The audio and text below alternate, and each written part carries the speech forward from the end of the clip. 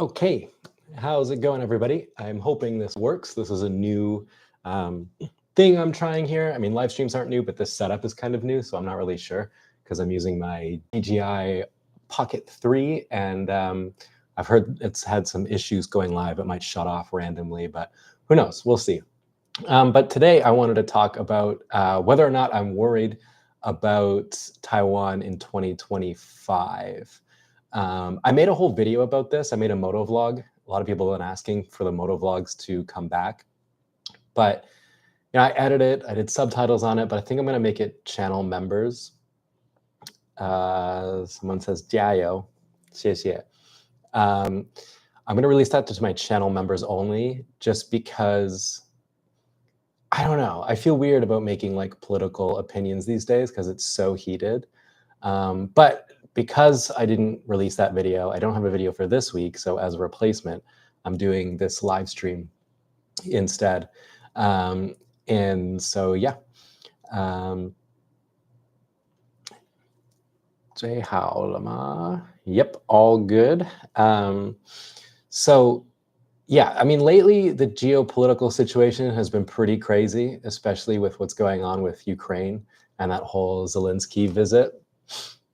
Was just like insanity. I haven't even watched like the full Hi. Someone said hello, handsome. I feel weird when people say that in Chinese, like or they'll like come up to me like if we're at the pub or something.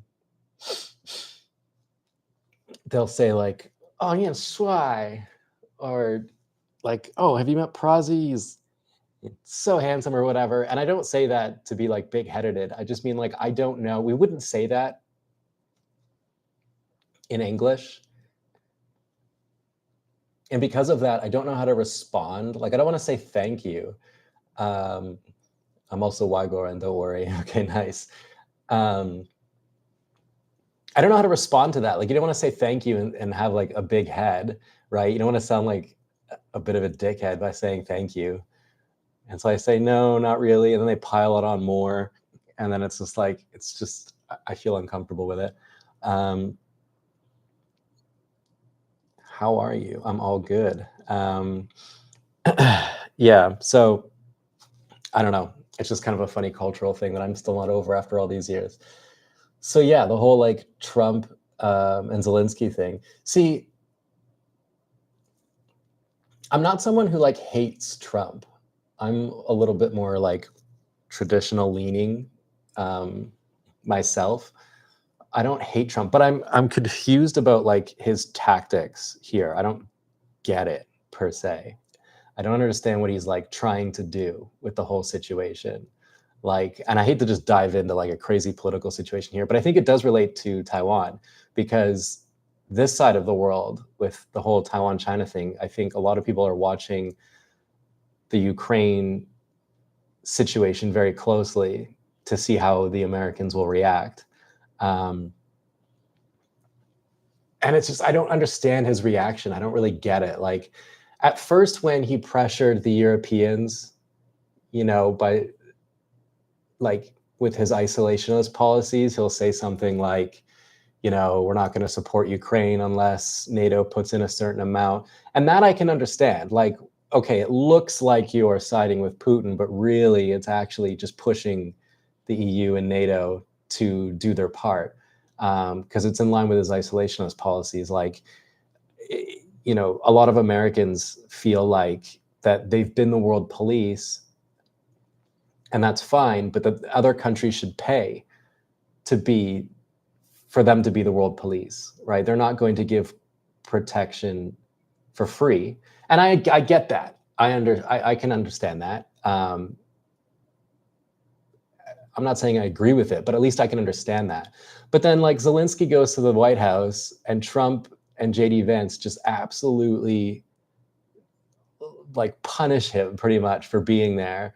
The way he dresses, the way he's handling everything. And he's acting as if it's Zelensky's fault that the war is still continuing. Someone says I'm also a little bit worried about Canada because someone just said it's not a country. Yeah, I'm not too worried about Canada. I don't think that'll ever happen. He wants to get our country out of the $36 billion debt we're in today. I mean, I feel like every president wants to get the America out of debt, but I think when it comes to the debt, it's so complicated. Like, I've watched a few videos on the economics behind it, and it's just like, it's way above my pay grade. I don't really understand how the whole thing works. So these things are complicated, and I'm not saying I have all the answers, but yeah, like, I can understand isolationist policies. I can understand Americans wanting to get paid for their protection. But, and I can also understand the realities of war. Like, a lot of Taiwanese people will tell you this, not in public, but if you get to know them, they'll say something like, nobody here wants war. And that's true. No one's begging the Chinese to come and fight.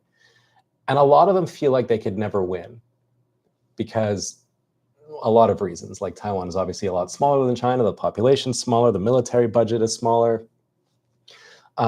Every man here has to go through mandatory training, like conscription, but it's not for a very long time, and the training is bullshit.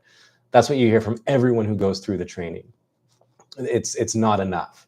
Hey, Koo's here. Nice t-shirt, bro. Cheers. Thanks. I wear it all the time.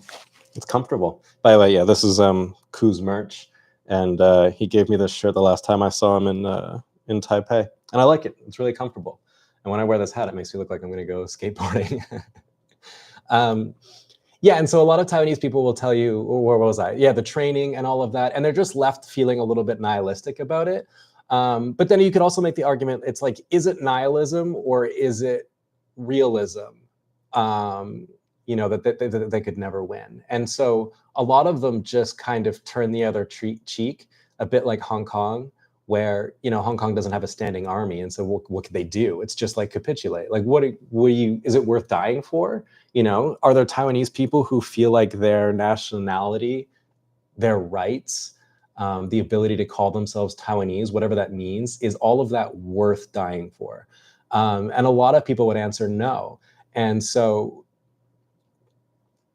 well, that's that. And so I think the way that a lot of Republicans look at it with the Ukrainian situation is that they have to be realistic in the sense that, like, they're not getting that region back. They're not going to be able to retake all that land. And so they kind of have to come to terms with that. Like, I think maybe if I had to guess, what they're thinking is like, what they're thinking is like, okay, let's end it now. Let's finish the war now. And you guys just give up the land that you've already lost, right? Like, I'm looking at a map now about where the Russians are up to, and it's like a significant portion of the area.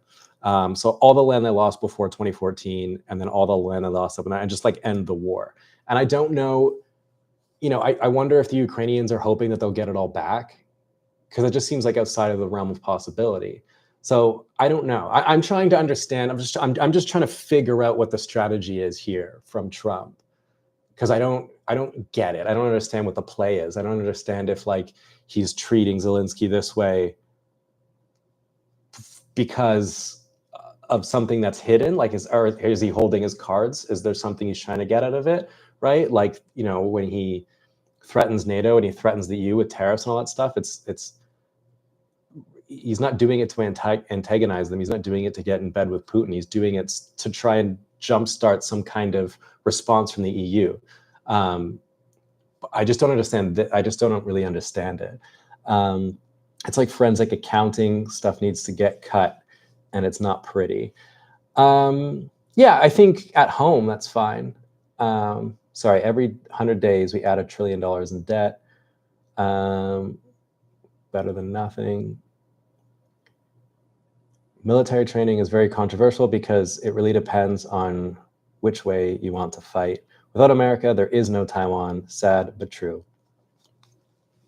Yeah, you can make that argument for a lot of countries, right? Like, without America, there is no, a whole bunch of places. And I'm not saying it's bad that America is the world police, so to speak. I think it's good that it's America, right? Because if it wasn't America that was the world police, then who would it be, right? What's the alternative? And so, and that's coming from a Canadian. Like, one thing that kind of annoys me, and one thing you'll hear a lot from Canadians, is that we don't compliment Americans very much. We're very defensive, or we're very, like, I think for some reason we're brought up with this weird idea that Americans are like fat and dumb and almost barbaric and not quite as high up on the social hierarchy as we are as Canadians or something. And Canadians will do everything in their power to kind of differentiate themselves from being American. And I think it's kind of dumb, especially now that I'm older and I've traveled and I've met Americans, and they are different. Don't get me wrong. There are differences between Canadians and Americans. But I don't really subscribe to this whole idea that, like, I don't know, this weird highbrow attitude that Canadians take towards Americans. But yeah, so anyways, my main point is, like, if this were to happen, like, say for example, the Taiwanese president went to the States and that happened to a Taiwanese president, it would be like terrifying for people living here. And so I wonder if Trump would do the same thing to Taiwan. And then if he did, what's the play? Like, what's he trying to get? Like, what's the end goal? You know, like, for people to say something like, well, Trump's just trying to get in bed with Putin, or Trump's trying to get in bed with Xi Jinping, that just doesn't make sense to me. It just doesn't sound like, what would be the reason? Like, some people are saying things like, Trump is a businessman and a US president. He's always about making a deal. Fine, if you want to look at it that pragmatically. Because of Trump, now I am supporting Taiwan should unify with China. Okay, I'm going to guess you're not Taiwanese. Can you imagine if China becomes the world police? Yeah, exactly. Like, I'm glad it's the Americans, Hey, Topher's in the chat. I just got here as Prozzy talking about Ukraine and Trump. Sure am, Patron. I kind of wish Topher was here with me, because Topher, he follows these things a lot closer than I do, and he's a lot better spoken about these things than I am, and he has interesting opinions. And when I talk to him about these things, he often, like, opens my eyes to new, like for example, the situation right now where I'm trying to figure out, what is Trump doing? Like, what's he trying to do? I think Topher might actually have an answer, whereas I'm trying to figure it out from the standpoint of someone who lives in Taiwan and is kind of watching the situation kind of, so yeah, look at the bright side, Prozzy, no more Trudeau in office. Yeah, I mean, I think he's still in office. They're still waiting to elect, a new liberal leader. But yeah, I guess it's good that he's out. It's looking like, what's his name? Paul Poilievre, is that his name? Pierre Poilievre or something. He's going to win the next election. I bet some Taiwanese people will say, if Trump does that to Taiwan, then Taiwan can directly announce that we are part of China. What? I bet some of Taiwanese people say Trump. Yeah, there are. There are people who say that. Like, for example, in this video that I made for my channel members, that I was originally going to make for just like a regular video, I talked about how a month ago I met this person who, we got to talking. I was asking her, she was asking about politics, or we got to talking about politics somehow, and she said that her family is KMT. They're from the Blue Party, the Kuomintang. Oh, Life in Taiwan, Alan's here. I heard Alan finally releases a new video, and I'm sure everyone will watch it once this live stream is over. Anyways, she votes Kuomintang. And so the KMT, the Blue Party, the Nationalist Party, whatever you want to call them, they support closer ties with China, okay, which some argue is a good thing, because it means that Taiwan can make a lot more money. and it keeps them safer because that means that China will be a lot less likely to do something like an invasion if they have a lot invested in Taiwan. But a lot of people also argue that it's a bad thing because it makes Taiwan too reliant on China, and then so reliant that China won't actually have to invade Taiwan. All they'll have to do is slowly change people's minds and then make it sort of like a natural reunification, if that makes sense. What I mean by that is like Taiwanese people, maybe they vote, or maybe they just decide, or whatever happens, and then they reunify without an invasion. And that's been a big concern, is the KMT is a bit too close to China. And so anyways, I asked this person, I'm like, are you worried about how close the KMT is to China? Like, does that worry you does it influence your voting at all? Like, whatever. I didn't want to ask in like a confrontational way. Like, you don't want to be a dick. It's the first time I'm meeting this person. And she was like, no, not at all. Why?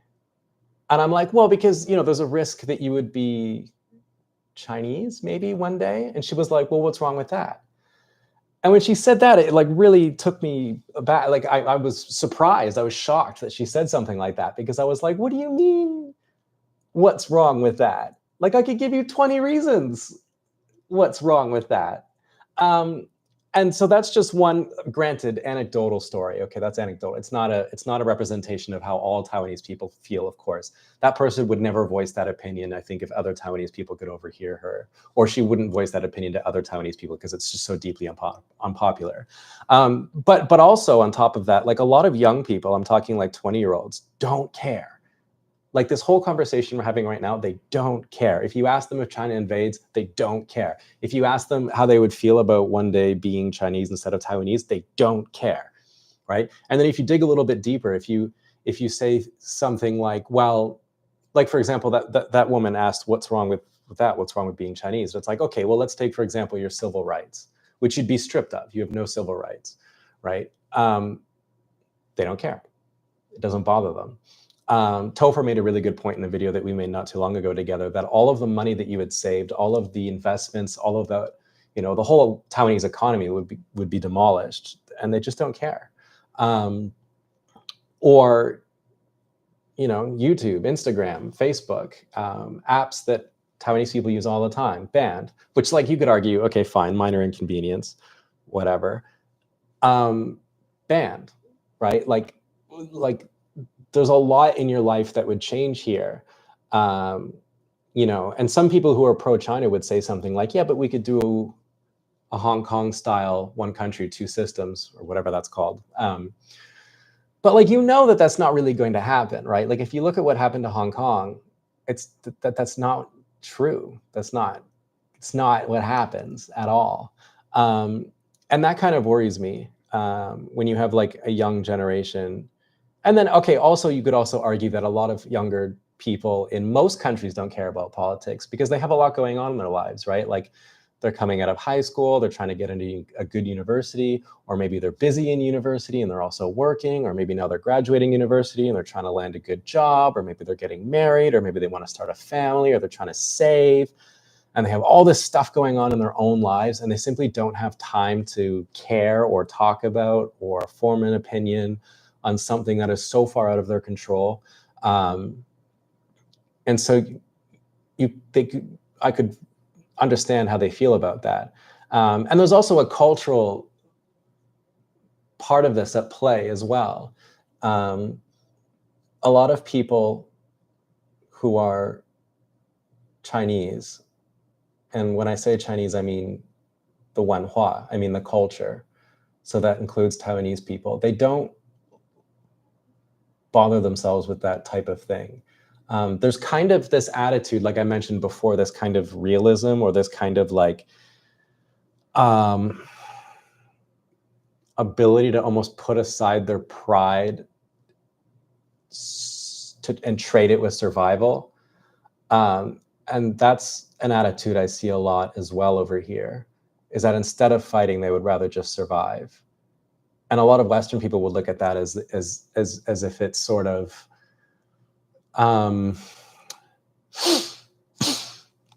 what would you call it? Like a Western person would say, well, that's not moral, or it's not like, how could you not stand up for yourself, or it's lacking in pride, it's lacking in patriotism, or it's lacking in, like, you don't have a backbone, if that's your attitude, as a lot of people respond to.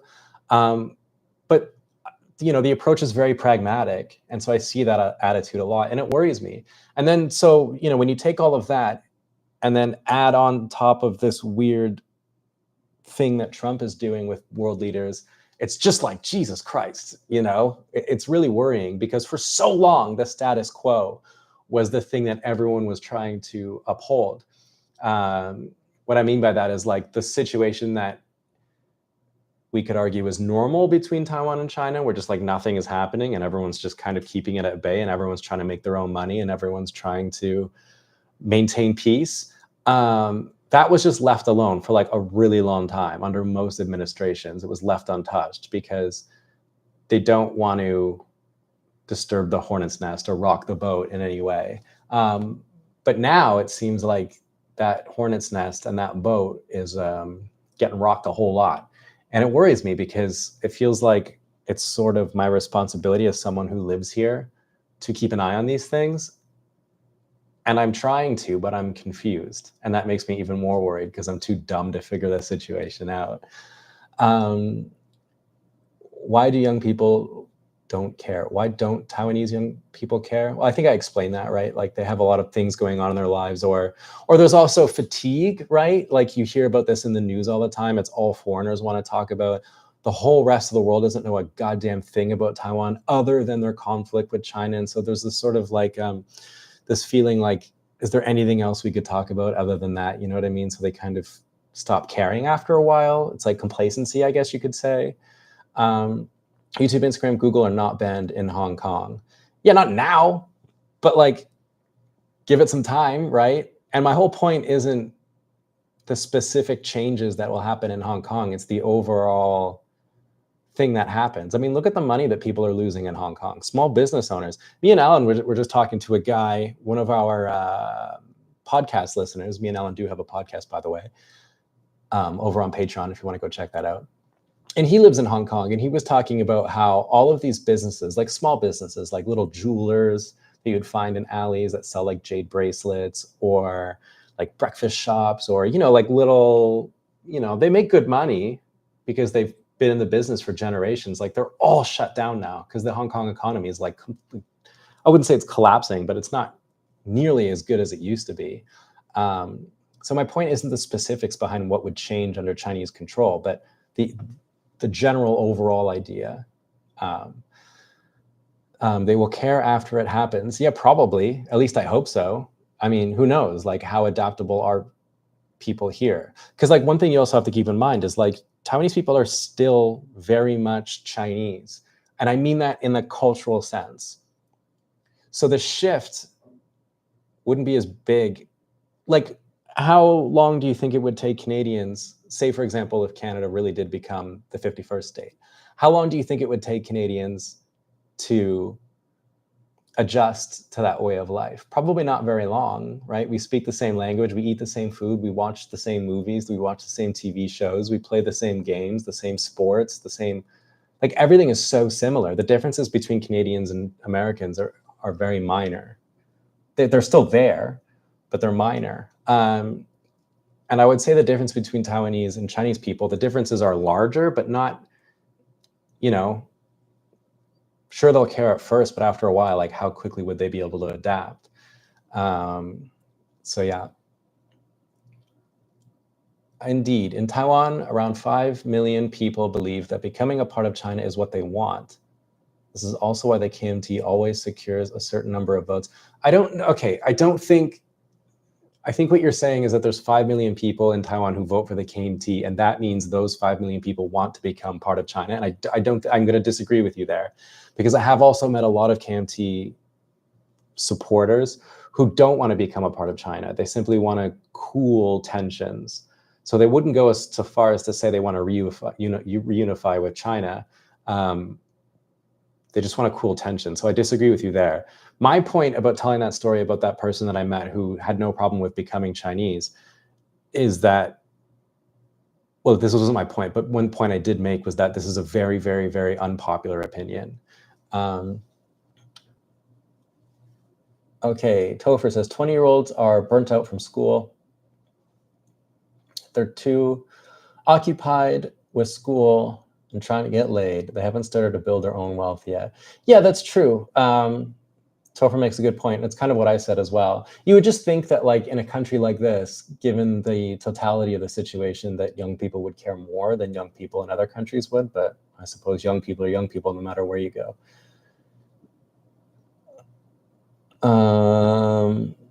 Look, if you really want to talk about politics, you must be very familiar with them. They don't want to talk about politics with strangers.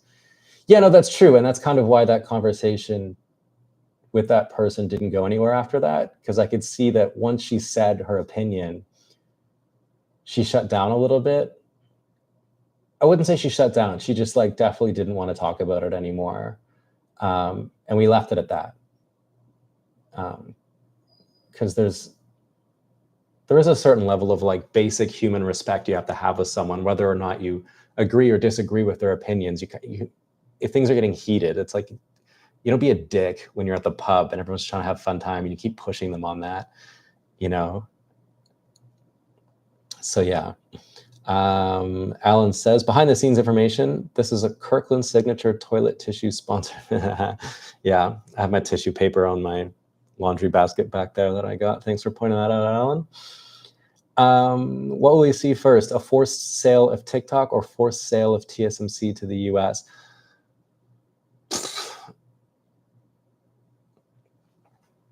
I can't see how either of those would ever get sold.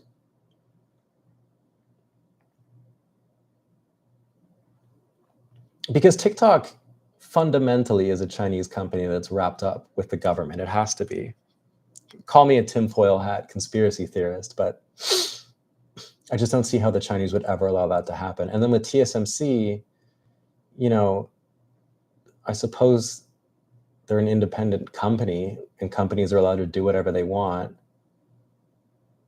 but they're so tied with the Silicon Shield and the defense of Taiwan that if they ever left Taiwan, it would be like, would not be a good day.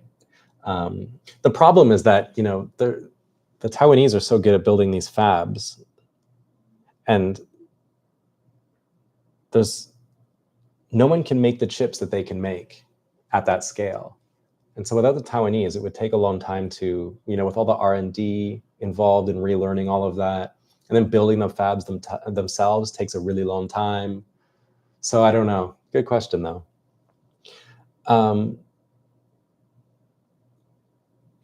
Okay, we do care. Yeah, I know. Again, I'm not saying all Taiwanese people don't care. I'm saying I've met a bunch, and it makes me worried. Do you know recall of congressional members recently in Taiwan? No. Uncle Topher saves Taiwan. Yeah, Captain America. Lots of young Taiwanese leaders do the recall of regional. What is that? I keep mentioning that. It would be instantaneous if Trump is going to annex Canada. Difference between Taiwanese and Chinese is huge. It's yeah, but there's still a lot of similarities too, right? Again, it's this attitude. Yeah, I don't really want to get into that. You wouldn't have to learn French if Canada becomes a part of the U.S. Yeah, that's a plus or a minus. You know, I think it's always nice to learn another language. No, I'm not saying that growing up and having to learn French was fun. It was difficult. And it's hard, like when you grow up where I live, because if you grew up where I'm from, like I'm from Ottawa, where if you want a good job, French is kind of a necessity. Whereas people who, like in the West, like in BC or Alberta or whatever, like there's no French out there. So like they have to learn it in school, then never use it again. So it really depends on where you live in Canada. Only bet of surrendering to the CCP is no violent conflict, or am I missing something? What would be the benefits of surrendering to the CCP? So, I mean, no violent conflict is a pretty big part of it. I'm not advocating for this, by the way. I'm not advocating for this at all. I'm just trying to think, like someone asked, what would be the benefits be? Like if I was Xi Jinping and I had to offer the Taiwanese people something to entice them to reunify, and reunifying with the CCP is a falsehood. It's not a correct statement because Taiwan has never been under control of the CCP. But aside from that, if we're not going to bother with semantics, like if we were to say, what would be the benefits of being Chinese? And I was Xi Jinping, like, I guess you could talk about more investment from China and a boom to the economy, maybe. Future-proofing things. Maybe you could fix the Taiwanese housing market because then Taiwanese people would be allowed to move to China and buy houses there where they're cheaper than in Taiwan. Like, I don't know. I don't know what I would say. And it's a shame too. I don't know if a shame is the right word, but there's a lot of older Taiwanese people. I shouldn't say a lot. A lot of them are dying now, but a lot of them were born in China and then had to leave because of the war, right? If you were fighting for the nationalists and then you retreated to Taiwan, they came here believing that they would go back to China one day, to go back to their hometown. And one thing you have to understand about Chinese people is that they're very fond of their hometowns. This is actually a core cultural aspect of Chinese people. When you go to China and you meet them, a lot of them don't like leaving their hometowns. Or when they do leave their hometowns, they talk about their hometowns like it's the best place in the world. Because to them it is. And so you have all these Chinese people who came to Taiwan who really want to go back home, and then they can't. And then they never reunified. And so a lot of people came here and died here instead of going back home. So I almost said it's a shame that they didn't reunify, but I'm glad they didn't reunify. But I mean, I guess my point, what I'm trying to say is that it's a shame that these older people didn't get to go home and see their hometowns again. So yeah, I don't know. What would you offer Taiwanese people to like make it, like, what would you give them? Like, and you could also say, like, what would you give Canadians other than not having to learn French to entice them to become American, you know? Prazi, I recently made the move to Taiwan and found an apartment in Beitun district. I hope I can buy you a beer sometime. Cheers, Evan. I don't drink anymore, but I still go to a pub from time to time. Maybe we'll see each other. So I guess the million-dollar question is, why will America give security guarantees for Taiwanese sovereignty now that Ukraine has been left to the wolves? Well, it's not like Taiwan isn't paying for it. You see in the news, maybe you don't see it in the news in America, but it's in the news here a lot, where Taiwan, like every other month, is spending billions of dollars on some American weapon system. And, you know, I've heard arguments that the weapon systems that they're buying are old or they're refurbished or they're whatever. But like, it's not like Taiwanese aren't paying for it. You know, like they are. The defense budget's really big. Although the KMT did just cut the defense budget, which is like, or tried to, or I didn't get to the bottom of that whole story, but it was a mess. So it's not like they're getting protection from the Americans for free. They're paying for it, right? I guess your question is like, in the event of some kind of conflict, why should America come and help? There's a lot of reasons for that. The island chain that Taiwan is an integral part of is important to America because if you give that up to China, it allows them access to the rest of the world with their navy. So it kind of contains them. And you could also talk about the moral side of it, about how, you know, America would normally want to protect a democratic state like Taiwan. But then to your point, right, you did say Ukraine's been left to the wolves, so to speak. So, and it shows that America doesn't care, I guess, about the moral side of the conflict. But then also when you say something like Ukraine's been left to the wolves, it's like they're still receiving. Like, did Trump? I legitimately don't know. Like, did Trump cut aid already, or is he just threatening to? Like, have they actually been left to the wolves, or is it a threat? Like, I don't actually know. But I think there's a lot that would benefit Americans for keeping Taiwan independent, economically, strategically, geopolitically. There's all kinds of reasons. Um, does Canada even have their own identity? Isn't it just a mix of American, British, and a little bit of French culture? Um, yeah, I would say that we do. The thing you have to understand is that, like America, Canada is it's such a big country. It's so big. It's enormous, and so it's difficult to form an identity, one single identity with a country that's that big, right? So like you wouldn't say that someone from Alabama or Louisiana or New York or whatever, like all of those people are similar, right? All those people have their own cultures. But I think Americans do a better job at maintaining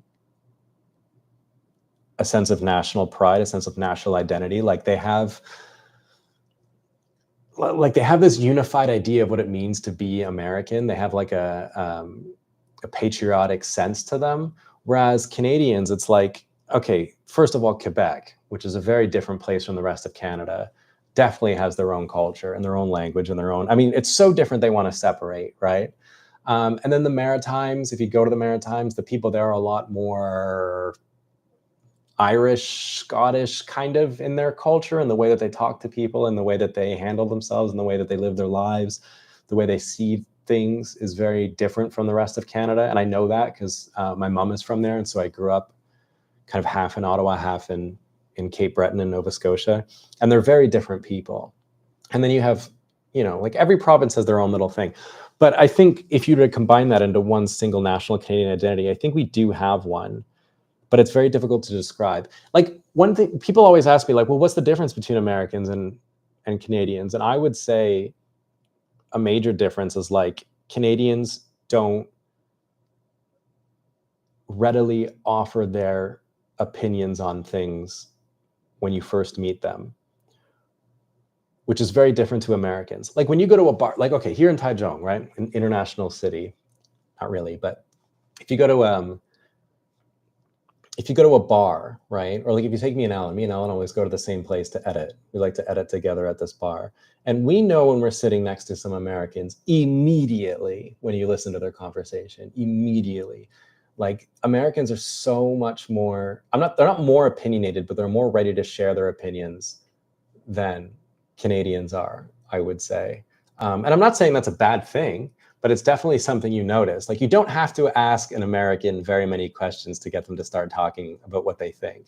And I do think that's a fundamental difference between Canadians and Americans. But of course, that's generalizing, right? Not everyone's the same. I've also met Canadians that are very overly willing to share their opinions, but they're considered kind of not weird, but if you went to a pub in Canada and that kind of person is there, they're kind of considered annoying or almost inappropriate. And there's a lot of other differences too, but yeah. Sorry, I'm kind of starting at the top of my chat list, and I realize I should probably go into the bottom since they're the most recent. Topher says, Ukraine's rare earth minerals haven't been developed. Their minerals are an estimate from a geological survey. Are you replying to someone? A free Taiwan is much more valuable than Ukraine. Ukraine exports crops and iron. Taiwan exports high-end semiconductors. Yeah, and that was a point I made earlier. Like, if you lose that, it would take so long to get that back. And also, like, think about what it would do to the supply chain. Like, I couldn't sit here and list the things that use semiconductors made in Taiwan, because the list is inexhaustive. It's endless. Like, think about the power that China would have if it somehow wrestled control over the Taiwanese semiconductor manufacturing, all of it, the supply chain, the the production, all of it. Like, think about what kind of power that gives them. over the Americans, who would not be able to compete. Because as soon as you let Taiwan, like this whole argument about whether or not America should come to the defense of Taiwan, like, well, then you could make the same argument about Korea and Japan, and you give up the whole thing. It's like America would not be able to keep up. So I suppose that's a good point, and it's another good reason why I think Taiwan is valuable to keep. Not that it's a race, which one's more valuable, Ukraine or Taiwan, but yeah. Just curious, if the other person doesn't speak, is it possible for you to tell the difference between an American and a Canadian based on their appearance? Not really. I don't think so. Unless there's some like style differences. Like I've met people from Texas, and for some reason, everyone that's from Texas that lives abroad takes their special fucking Texas boots with them. And then they meet someone else from Texas and they will spend the rest of the afternoon talking about their special Texas books. And I'm like, special Texas boots. So I suppose like if you, in that specific situation, yeah, I guess you could tell. But other than that, no. And again, it's part of the similarities that we have. Okay, why should the EU keep the war going by sending weapons to Ukraine? Europeans are tired of wars. And Julia says she's not joking. Well, that's a good question. Like, why? Because then what's stopping Russia from continuing, right? I remember reading somewhere about, let's just say, for example, they didn't stop at Ukraine and they continued taking over the other Baltic states. There was something about how if they did that, they would gain access to a port that would gain them access. Which sea is it? The Baltic Sea? But then wouldn't they already have access to that because of St. Petersburg? There was a reason. There was definitely a reason. Like your comment about why should Europe care about Ukraine is because, like, well, if you don't, then what's stopping them from continuing, right? What's stopping them from rebuilding the Soviet Union as it once was? You know what I mean? Like, yeah. Trump awards the aggressor that will have consequences for the future. They're not Canadian if they don't end every sentence with A. Yeah. You have to be special not to understand why the EU supports Ukraine. Yeah. I mean, it's a fundamental part of Europe, isn't it? I mean, it's not in the EU, but it's like, it's part, I don't know. I'm not European, so I don't know how strongly Europeans feel about Europe as a whole. Like, is it a national, it's not national because they're not countries, but is it like a sense of, like, do you feel like you're European? Does that make sense? Like, I don't feel like I'm North American. You know what I mean? So, yeah. It is possible lots of CNC machines have similar functions to shut down without correct command. Lithography machines from ASML is the key. Assuming China do successfully secure the entire Taiwan semiconductor industry, know-how and human resources, they still have no means to manufacture. Yeah, I heard someone talk about how they have like basically a kill switch with the machines that make these semiconductors, but I don't have like insider information. I'm not actually sure how that works. Some Texan in Taiwan, ni howdy, y'all. Yeah. Europeans are tired of war, but they still support Ukraine because they don't want to be in the war, but they're afraid of Russia at the same time. Yeah, I mean, I don't know. People will say things like, "Oh, we're tired of war." It's like no one wants it. You know what I mean? You could make the argument that there's like the military complex, or what is that called? You know, like people who are in it to make money. But I just feel like that's, I don't know. Oh wow, Prozzy live stream I catch and it's politics. Haha. Not complaining, but will grab popcorn. By the way, almost half of you forgot to double tap for the algorithm. Yeah, hit like. I would really appreciate it. Again, if you have burning questions, I always appreciate super chats. It supports me in my channel. I do appreciate that. Thanks, Jared. Literally appeasement, which is what happened shortly prior to World War II. If you're a U.S. citizen, would you vote for Trump? I mean, honestly, if the alternative is, who was it? Kamala Harris? It depends, like, what kind of situation am I in, like, economically speaking? Like, I think I've met a lot of Americans who wanted Trump to improve the economy. You know, I just don't know that they expected this. Like, this whole move that Trump is making surprised a lot of Republicans as well. Like, I even watched a video by Ben Shapiro, who's like a hardcore Trump supporting Republican, right? And even he was disagreeing with Trump on this. So I don't know. I think, yeah, I probably would have voted for Trump. If it meant, if I was American, right? Like, if it meant that and I don't want everyone to like start disliking the video just because I said that. I mean, the alternative is Kamala, and I wouldn't, if I was American, wouldn't have very much confidence in her. I think his economic policies, aside from maybe the tariffs, somewhat make sense. His track record wasn't that bad. And there's a lot of social issues that I personally have that are more in line with traditional values. But I also wouldn't be, I'm also not a very politically charged person either. I'm not someone who like posts on Instagram about like how dumb Trump is or how dumb Kamala is, or I'm just not that kind of person. I think I was raised to keep your political opinions very much to yourself, but you asked.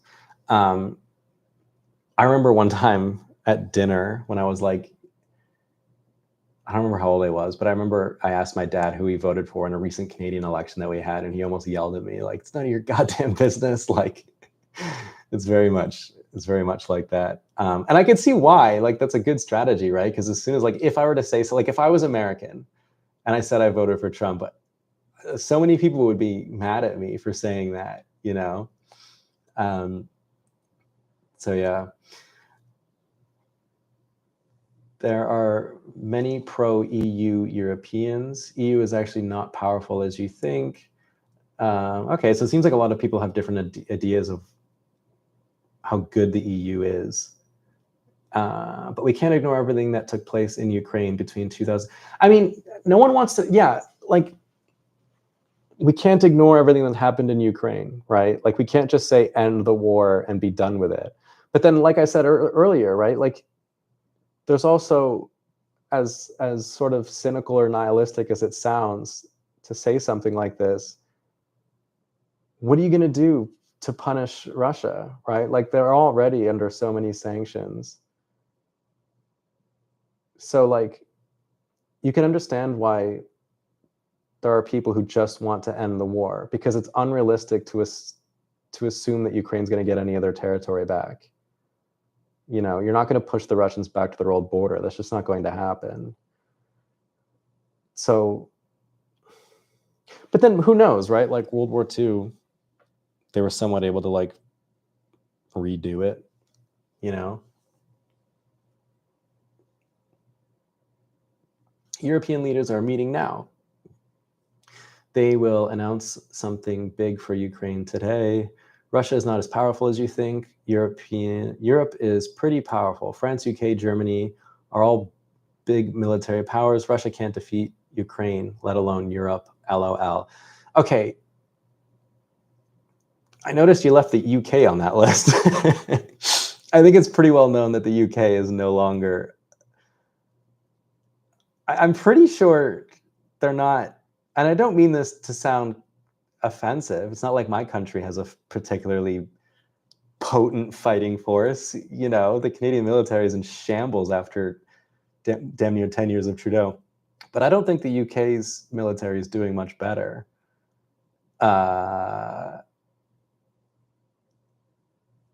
So, you know. Hey, Prazi from USA here. Would you suggest studying abroad in China or Taiwan? I've already studied in Taiwan for 2 months and I've had a great time, but I'm also curious about China.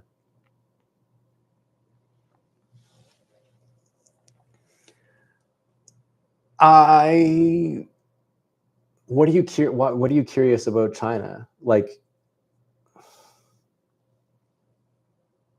I think I'm at the stage now in my life where I can't, like, in good conscience,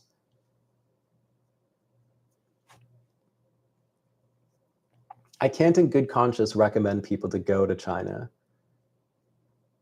because all of those threats that we get living here, all of those fighter jets and ships and all of those things that are flying around Taiwan are being paid for in part by the tourism that they get. Not in a large part. Like, if it's obviously nothing in the drop of the bucket. It's a drop of the bucket in the less than a drop of the bucket in the grand scheme of things. But, like, there's just something about it that I can't support. And if you enjoyed Taiwan, then why not come back? Go to China, mate, if you need to ask that. Both terrible choices. Yeah, I mean, I've heard people don't have the greatest time, but I mean, unless we're not talking about the same thing. I don't want to be confused. Trump derangement syndrome is real people who will unsubscribe out of spite. Lol. It was basically an election based on the economy and the border. Oh yeah, and that weird social stuff too.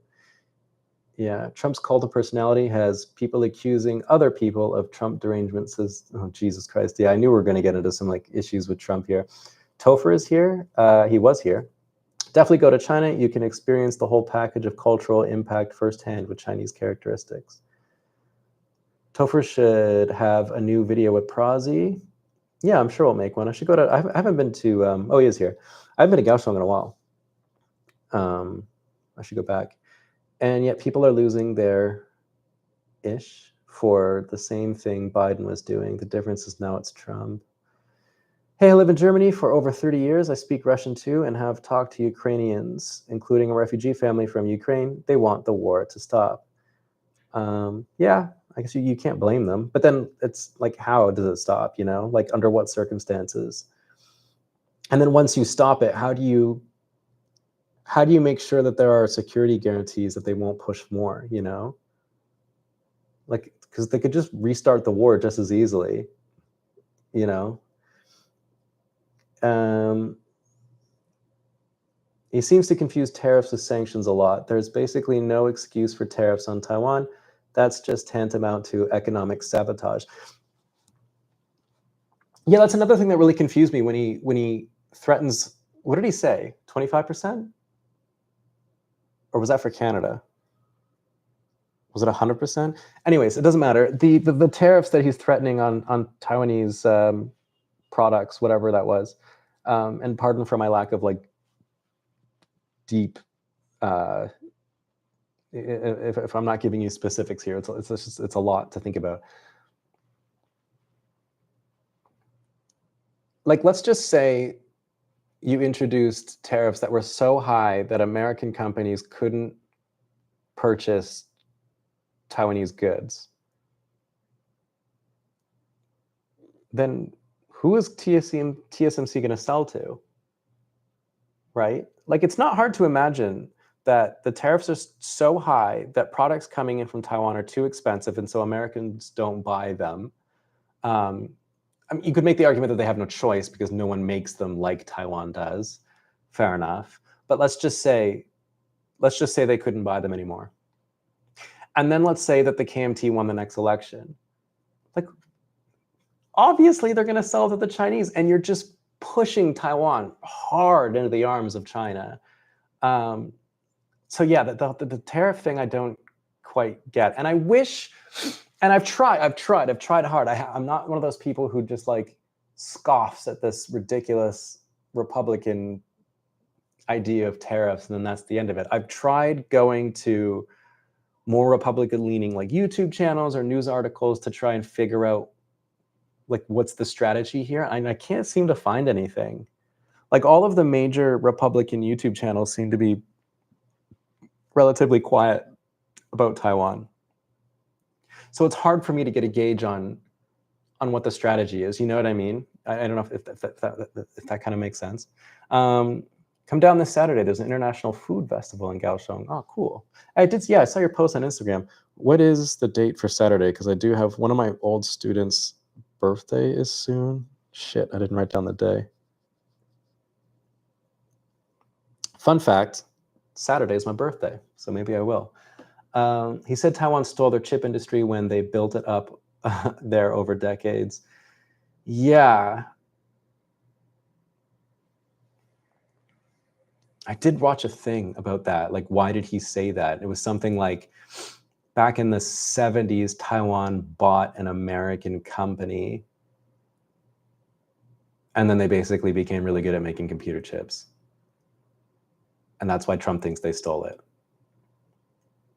which is stupid.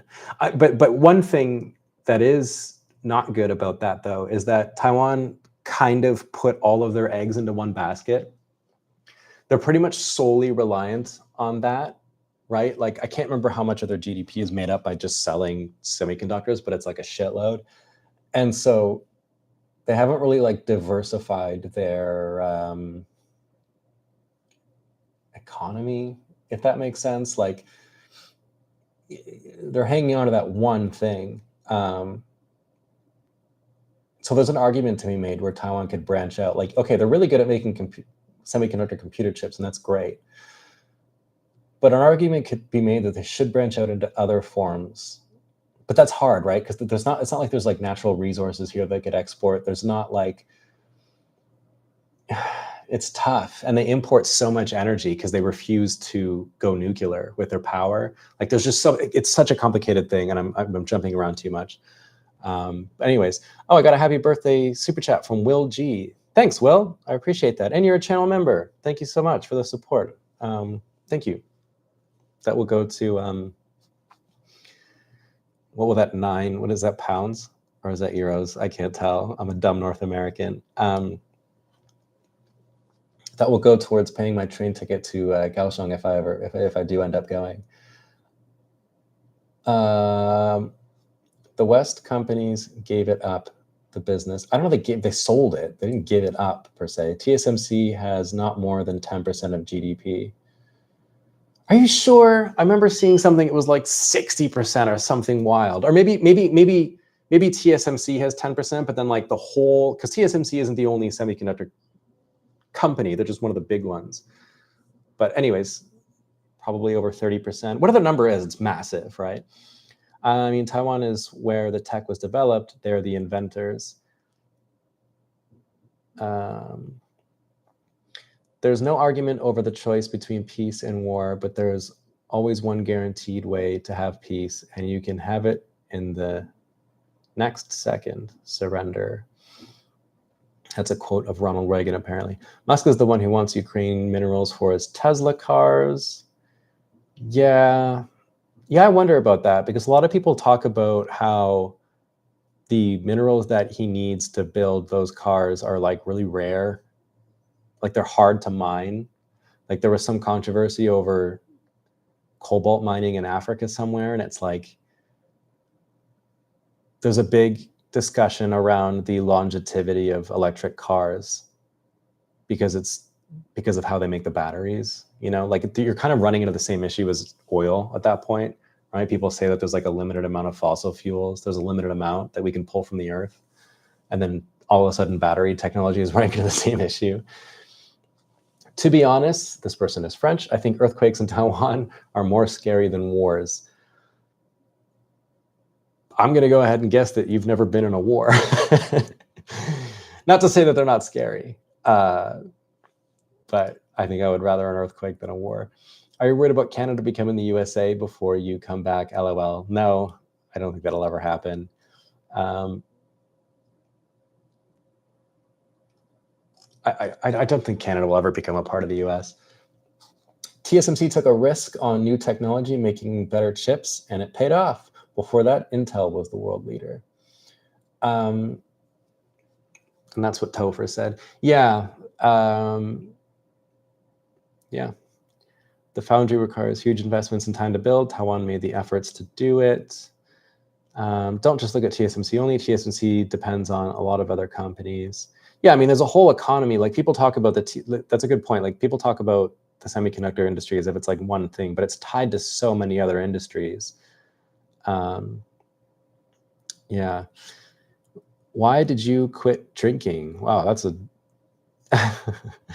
that's a wild shift in conversation. It's not a very interesting story. I have a whole video on it. If you go back a year ago, 2 years ago, I don't remember when I made that video, I talked about why. It was essentially because I was fat and poor and I didn't want to drink anymore.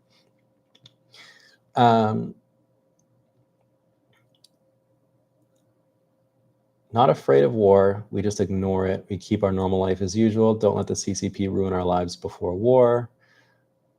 Not afraid of it. Simply, if you have been on the threat of invasion since the 40s, so they learn to cope and keep going with their lives. Yeah. Yeah, a lot of Taiwanese people, like, because you can understand that, right? Like if you're under that kind of pressure, under that kind of threat for so long, you just kind of get used to it. You know what I mean? Like they're not, the people who get most riled up about the Taiwan situation are foreigners, are Western people. Like you can see it in their faces in Taiwan, like a foreigner, like especially a fresh off the boat foreigner who just arrives, when they bring this conversation up, you can just see everyone's eyes roll, or just like, God, I don't want to talk about this. You know what I mean? Because it's just like, it's like beating a dead horse. So yeah, there's a lot of that kind of, they don't care. What about the whole thing about Taiwan being a US territory? Per how World War II ended, unpopular opinion, Taiwan is an eternal issue. It's very fringe, but it's an opinion that exists. So are you saying that like Taiwan would become an American territory similar to like Guam, or is it Puerto Rico? Is it? Did I just say something dumb? Whatever the other territories are. I think a lot of Taiwanese, okay, if it meant that Taiwanese people got like American passports and stuff like that, I think a lot of Taiwanese people would go for it. I've even made the argument that if Japan approached Taiwan and said, hey, do you want to be Japan again? Like, we'll recolonize you. There's a sizable population of Taiwanese people that would say okay to that. I don't get it. Taiwan makes chips for NVIDIA, but isn't NVIDIA coming with new chips? Yes. Oh, really? Are they? If you think there is a war every day, you cannot do anything. Please try to relax. Yeah. Is NVIDIA making their own chips similar to how like Apple did? NVIDIA new chips.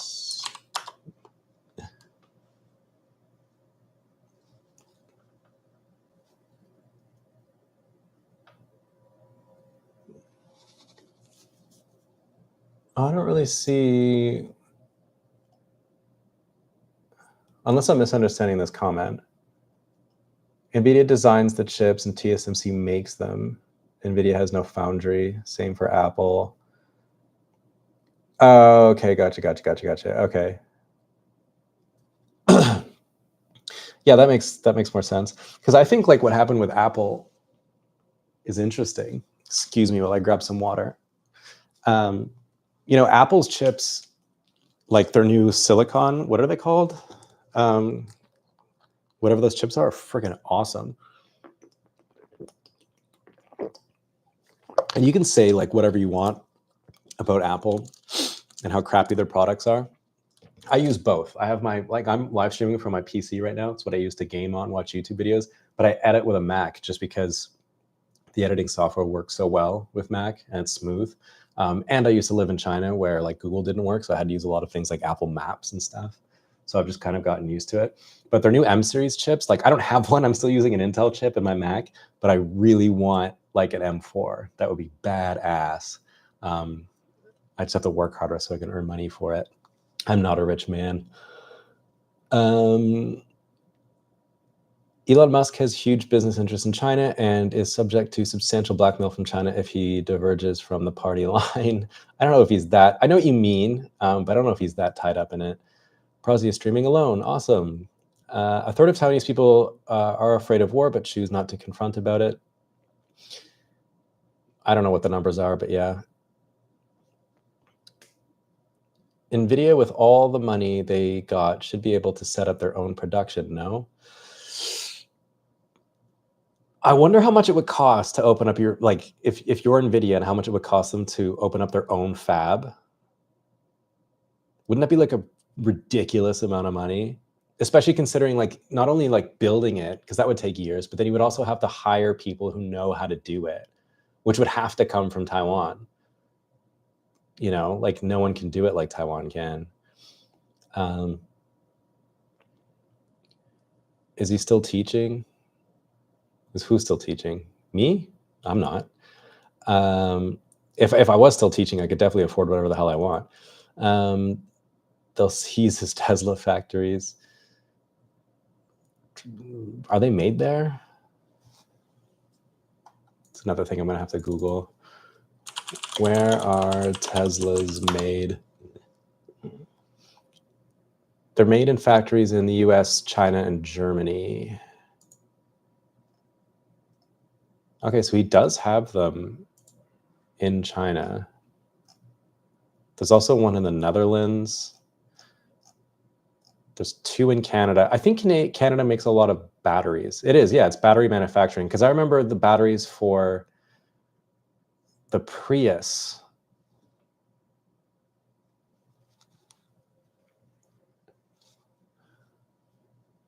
Yeah, batteries for the Prius were made in Canada. He has 2 factories in Shanghai. No, he has 3. Jesus Christ. I think the thing about China isn't so much that they'll seize his factories. It's just that, like, what if they ban Tesla products? Like, think about the crazy amount of money he would lose there not being able to sell to the Chinese. It's the same thing with like Disney, right? Like their whole like I wouldn't call it pro CCP approach, but like, you know, like the censorship or like not having, you know, if you like, I don't know, like you just have some like, you wouldn't be able to make a movie where the Chinese are the baddies type of thing, because there's just so much money because the population's so high. So, yeah. Taichung is better than Hsinchu. Anywhere is better than Hsinchu. It's not just fab, you need the entire ecosystem. Yeah, like I think it would cost way too much for NVIDIA to do their own thing. And I think that's probably why so many people rely on TSMC, because then they wouldn't have to like build their whole ecosystem. That would be crazy. How's your bike been holding up? I forgot how long you've had it now. Yeah, so I have a Honda Rebel. I've had it for almost 2 years, and it's great. I love it. It's got like 8,000 kilometers on it. It's fine. It doesn't break. It's slow, and it's a little uncomfortable, but I like it. Once my foot heals, I'm gonna ride it again. But I love it. It's cool. I love having a bike here. It feels special, you know. I think because not many people have motorcycles here. Like, okay, a ton of people have scooters and smaller motorcycles, but nobody has sort of heavy motorcycles, which is what they're called here. It's not a heavy motorcycle, like literally. They call them heavy motorcycles if they're like above a certain cc. So it kind of feels special to ride around, and that's why I like riding. Like, I'm not someone who enjoys speed. I'm not someone who enjoys like hardcore cornering, like knee to the ground. I like the feeling of just riding a motorcycle like casually. I just like the way that makes me feel. So I love it. I think in the future, like if I move somewhere, I would like a bigger bike. I'd like something with a bit more oomph. Not a fast bike, just something with a bit more like because like the Rebel, I have a 500. You can really rev it out, which is fun. It's fun to do that, but it makes all the power kind of in the low end, not all the power, but some of its power in the lower end. So like once you get up into the higher RPMs, it starts to like, you could tell that's not what the bike was made for. If I moved to Japan, I would definitely have a cooler motorcycle. They have, like, when I went to go visit there, I was blown away about the vehicles they have there. The cars, the motorcycles, so cool, and they're so cheap. And that sucks about living in Taiwan. Motorcycles in Taiwan are really expensive because Taiwan pays a ton of import taxes on motorcycles and cars. So like my bike in the States costs like 6,000 US, 7,000 US, something like that. And I paid like double that here in Taiwan because of the import tax. So yeah. Taichung is in the middle of Taiwan. Weather is better than other places. Okay, when people say that the weather is better than other places, that's true, but the weather's still garbage. It's still really, really hot in the summertime. A lot of people sold their Teslas. Yeah, the one thing I've heard about the used car market is that electric cars lose a ton of value, like way more than petrol-powered cars do. I don't remember why that is, but yeah. We support Taiwan and Lithuania, but Taiwan did not help out much as China attacked us. That was a mistake. Taiwan does not care that much about their own freedom. What are you talking about? I must have missed that part of the news. TSMC moves to the USA just to exclusively serve the American market. TSMC Taiwan factories still make chips for big American companies for their overseas markets like the EU and Asia. I'm from Canada and my wife is from Taiwan. Never did I think both of our countries' sovereignty would be under threat. I don't think Canada's sovereignty is under the same level of threat that the Taiwan's is. I don't think anyone is actually taking this whole 51st state thing seriously. I just don't see that happening. I mean, I could see it happening, but I just don't see how it realistically could happen, if that makes sense. Like theoretically, I don't know. That's a can of worms. One of my Taiwanese friends told me that there are a lot of Chinese spies there, which is incredible. Yeah, and this is one thing Topher pointed out as well on the video that we shot. There's Chinese spies like all over the world, right? And there's American spies all over China too. Like that's just kind of how intelligence works. But it is disheartening, like to your point, that is disheartening to see, like when you in the news, it's always like some top military official got done for being a Chinese spy. And you're like, Jesus Christ, like it's so kind of rampant, I think. Or maybe it isn't, and maybe it's just the news, Been away for a couple of years. You're focusing on content creation now. No more teaching, like at Cornell, I think it was. Who are you? I've always been a YouTuber ever since I worked there. I expect to move back to Taiwan, Hsinchu, in May. Nice, have fun in Hsinchu. Hsinchu is famous for being the most boring city in Taiwan. Although I did spend Chinese New Year there one time, and I kind of had a good time there, actually. I don't know if I would ever live there, though. China already limits where Teslas can drive due to the cameras and sensors are a security risk. Really? I didn't even think about that. Is that true? I wonder if I could, that's so interesting. Are Teslas limited in China because of cameras?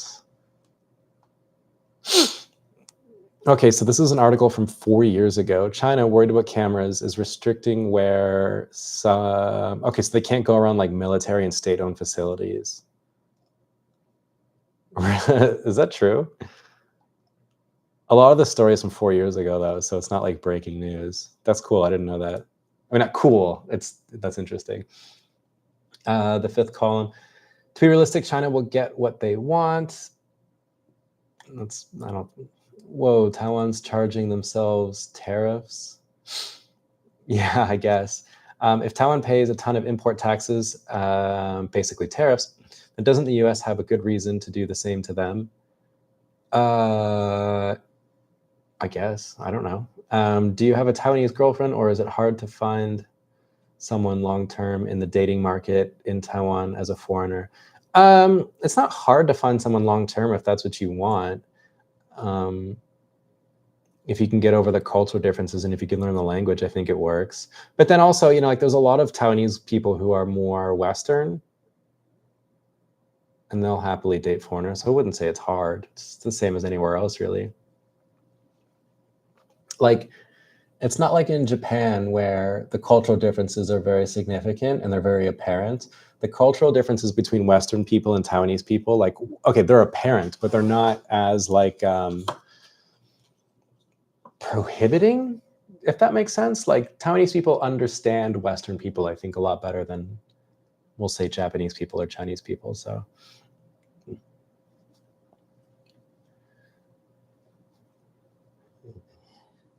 $15,000 power source that needs to be replaced in EV when it goes bad. Canada should put 25% tax on China's steel and aluminum to cancel tariffs from the USA.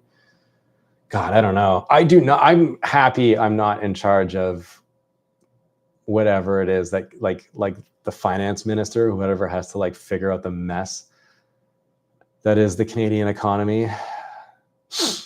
Like even our new prime minister, well, our apparently new prime minister, Polyev, his plan to sort of fix our economy, particularly with housing, because it's a mess, is to put more pressure on the municipalities to allow for more space to develop more houses.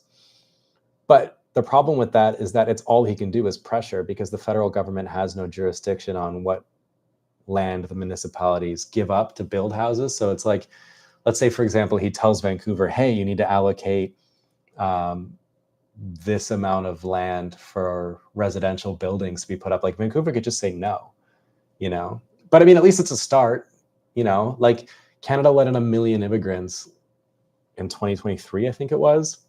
And there's nowhere for these people to live. I'm not saying I'm anti-immigration. I mean, I'm an immigrant myself, but you can't let in all those people and then just like let them figure it out. Like they can't live anywhere. Where are they going to live? And then so that drove up our houses.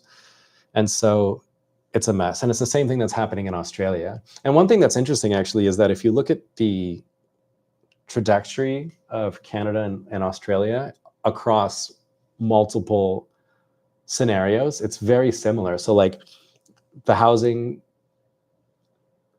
crisis that both of our countries are going through are very similar. Immigration, even down to things like childcare. That's the reason I brought it up, is like when I was in college, a lot of the things that were being taught were like shared in Australia. Like Australia has a very similar way of doing childcare than Canada does. I find that really interesting. Maybe Canada should copy the Chinese policy and let local governments finance themselves through selling land. It would lead to cheaper housing down the line. Yeah, I don't know if following China on housing policy is a good idea, since the housing, I mean, wasn't that in the news like 6 months ago about the Chinese housing economy like close to collapsing? But then again, people have been saying that for like 10 years. So what do you think of the recent German and European elections? I have no opinion. I haven't been following them. I don't have very many German friends, so I'm not very familiar with that whole situation. Can you survive on your YouTube income? Because I guess that is your full-time job right now. Yeah, I can. Barely. I pay rent and I eat food, but other than that, I buy nothing. Like I kept telling myself like, oh, I should get a new MacBook because I still have an Intel MacBook and it's slow sometimes if I'm editing 4K footage, and it'd be nice to have an M4. And then you start looking at reviews, and then you start looking at other things, and you go into the store and it makes you really want to buy it. But then at the end of the day, my rational side comes in and it's like, I don't need to buy that. You know what I mean? Like my MacBook isn't broken. It's fine. Or like, oh, I want to do more moto vlogs. I should get a DJI Action 4 or an Action 5 because I can hook up this microphone to it wirelessly and it'd be so cool. But I don't have to. Like, I don't need to. I already have an action camera. It's just not as good. So, yeah, it's enough to live on. Love the English. Love from your friend Prosy. He can't even do, oh yeah, 120 divided by 10, yeah. Still remember the days when Serpent ZA and the other motorcycle guy were positive about China. Yeah. Germany is in trouble. Housing is cheap in China to the point where you have contractors went bankrupt while the houses were only half built. Yeah. I remember in China where I lived, there was like whole ghost cities, like whole ghost towns where you would have like, I remember me and Simo drove through one and I filmed it too, but then he accidentally deleted my footage when he was editing another video. This is years ago. And it was so crazy. It's like brand new apartments, like skyscraper apartments, huge apartments, like 80 floor high, like crazy huge ones. And then they all had like, so in China, the way it works is like they build these huge apartment buildings. And then on the first floor, it's usually like shops, like maybe like a dog, what would you say? Like a dog, they cut the dog's hair, whatever, that thing. And the next shop would be like a restaurant. And then like a next thing would be a salon. And so it was like this whole city and no one lived there.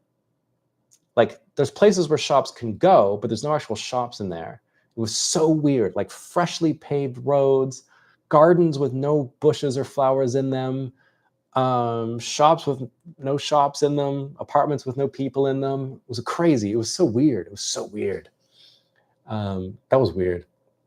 Lawrence, my channel member, the airlines listing Taiwan as China is nothing new. It's been that way for decades. Yeah, you see that a lot too with like PayPal, stuff like that. Like you can't even select Taiwan. Do you think the majority of the pollution issues in Western Taiwan largely stems from China and winds bringing it over? That is something I hear a lot from Taiwanese people, but I have my suspicions that a lot of it just comes from Taiwan itself. Like, I think if they're not going to go nuclear, and I can understand why they wouldn't, they don't want to have a Fukushima happen here. I get that. I understand. But if you're not going to do that, you can't just go blaming China for all of your pollution when you have like the third or fourth largest coal power plant. That's like a 15-minute drive from where I am right now. And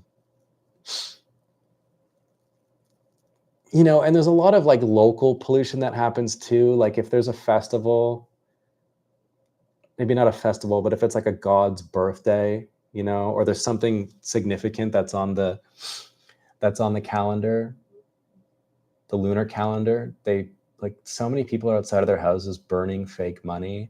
And I'm all for participating in like cultural things like that, but it just makes the air fucking terrible. I'm from Europe. We have a sense of unity, but there are different cultures and languages. You might have a sense of it as a Canadian.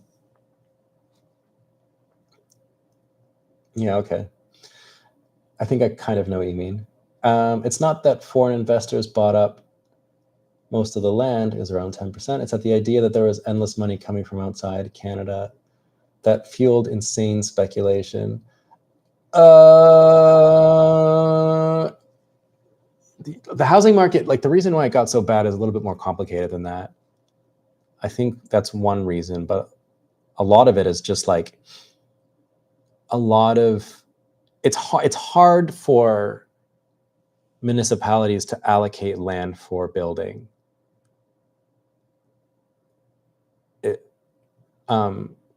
Because if you want to build it anywhere near a city or anywhere near anywhere else, you have to get approval from the other people who already live there, and they almost never do. But like Polyev says, it's not like Canada doesn't have enough land. Like you could just build things farther away from cities. So, believe it or not, what you saw there is the main reason why housing prices in Canada are screwed. Wish we had these problems. Isn't it great to have lots of cheap real estate? Sucks for the people invested, but F them, to be honest. It hasn't been that way for decades. China forced all airlines to change it from Taiwan to China about 5 to 6 years ago, pretty recently. That's where most of the US pollution comes from too. True, there are too many different languages and cultures in Europe, so it's hard to be a union. You don't need to think about it. Taiwan's government statistics have already shown that Taiwan's pollution mainly comes from itself. So again, it's hard to know, right? Some people say it comes from Taiwan, some people say it comes from China. Will you ever move to another city in Taiwan?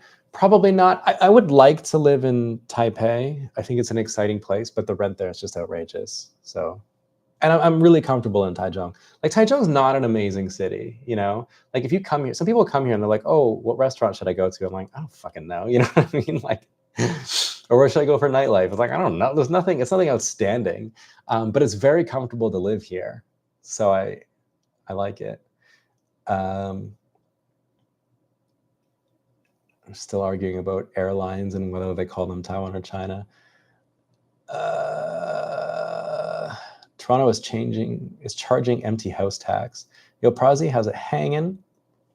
All good, Lawrence. All good. I live in Taidong. Jesus Christ. I wonder what it's like to live in Taidong. I've been there, and every time I go, I'm like, what the hell am I doing here? Like, it's really pretty, but like, what do I do? You know? I feel like that way about a lot of places in Taiwan. So yeah, I did have a bunch of questions off Instagram that I wanted to get to quickly. Just because I feel like it's not fair, because I asked them to ask me questions, and I feel like it wouldn't really be fair if I just like ignored them.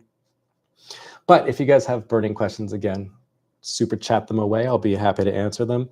But low key dode, I don't know how to pronounce that. Does living in Taiwan ever feel crazy and chaotic like living in China before? Not even close.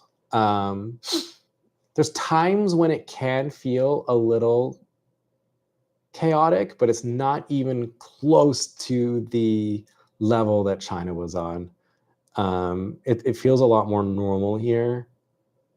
Maybe if you were like, if you had never been to China, like if you'd never been abroad and you came here, I could see how you could feel like it's chaotic. I do remember feeling like the night markets here when I first moved here. I remember feeling like those were pretty chaotic, just because, or maybe not chaotic, just like overstimulating, you know, because there's like lights and sounds and smells, and like you're trying to walk and you're not trying not to bump into anyone, but you're also trying to find somewhere to eat.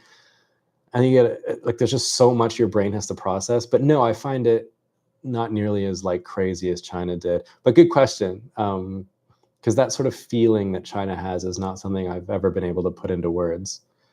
RT0701 says, how's feet? Hope it's getting better. Yeah, so I broke my foot and I think it's healing. It doesn't hurt. It hasn't hurt for a long time. Like even when I went to go to the doctor and get my boot, I think it's healing. I don't know. I've been like sat here playing video games like nonstop because I can't go out and walk. Like I really like to walk or run, and I can't do that. So I've just been sat here playing video games, trying to think of videos to make.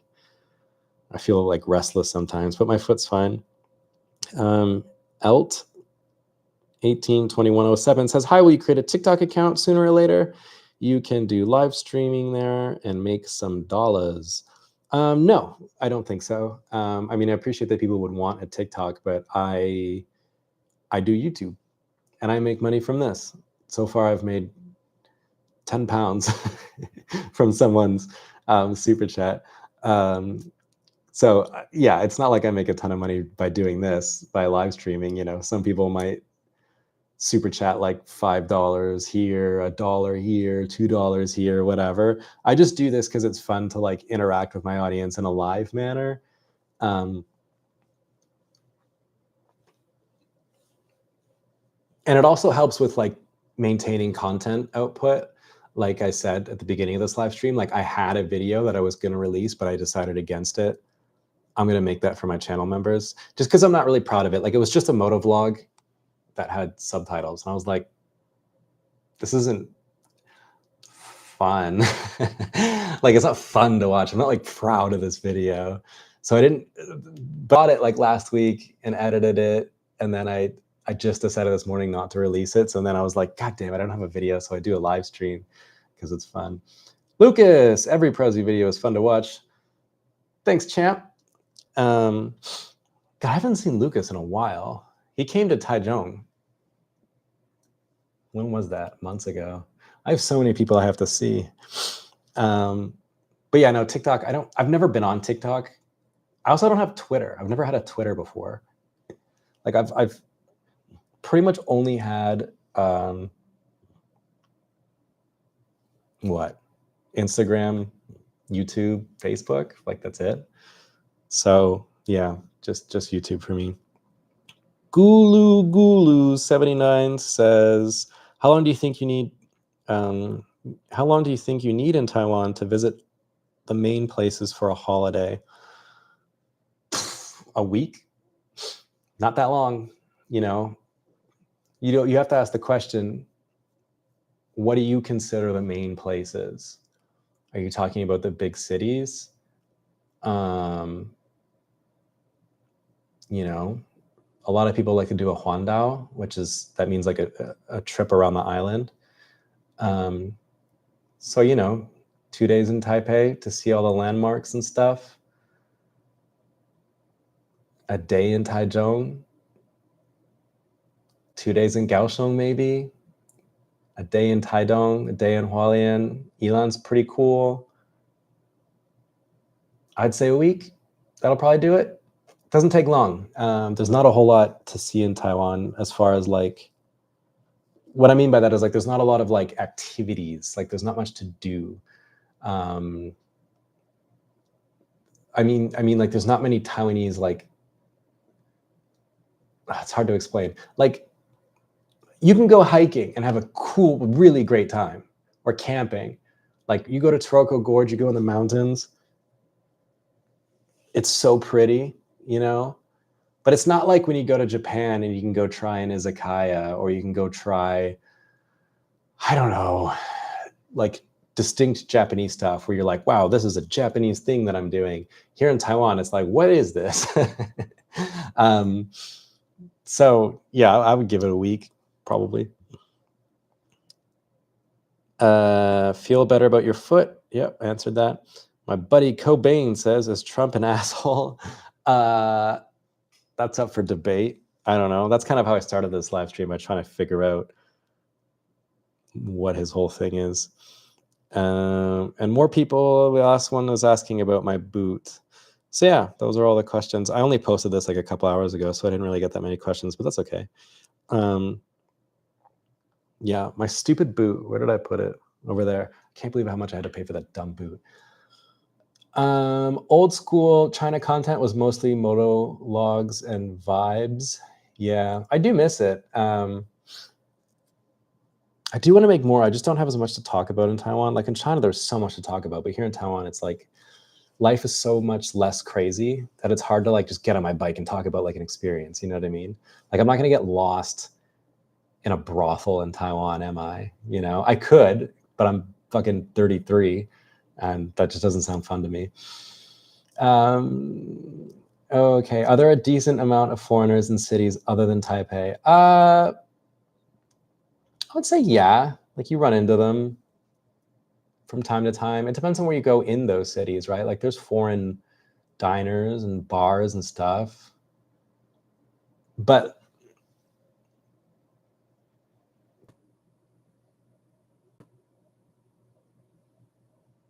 okay, am I back? Did that work?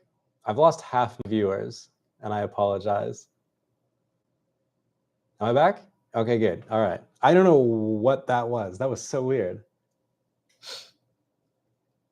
My camera's working. Hang on.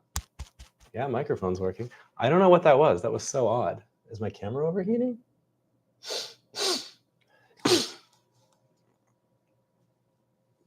It's just suddenly the site crashed, and then it gave me like an error message saying like, oh, something went wrong. The site crashed, and I pressed reload, and then it was just like loading forever, and then I reconnected. I don't know. That was so weird. That was really weird. I apologize. Yeah, maybe the Chinese cut the cut the cable.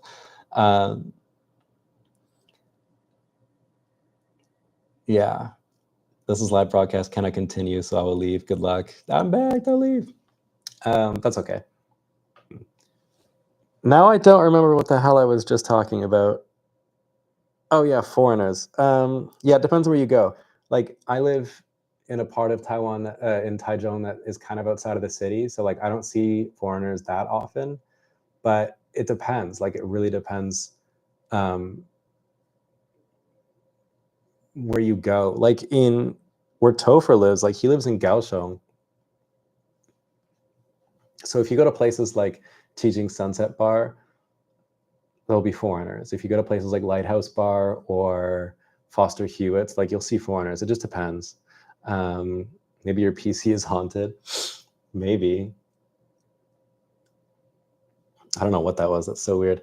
Charles Prozzy, do you put Taiwan's good luck snack on your PC yet? My what? My Taiwan good luck snack? I don't know what that is. How much is Prozzy's rent? I want to move back to Taiwan as well. Charles Luce is the green one.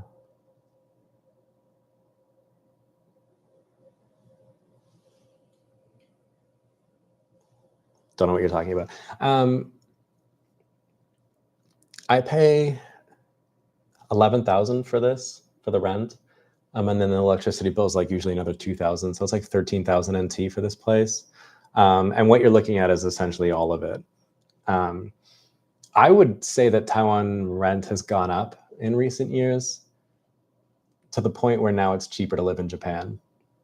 Like my buddy Andre lives in Yokohama in a place that's definitely smaller than this, but he has like a little kitchenette, you know, and a whatever, and it's in Yokohama, and he pays like 14,000 NT, whatever the equivalent of that is in yen. And that blows my mind. I'm like, how the hell is rent in Japan that cheap? You know, it's crazy. So yeah, everything looks good too. All right. You know what that is? 11K is crazy. Is that crazy cheap or crazy expensive? Is that like $400 a month? Yeah, that's about 400 a month. And I know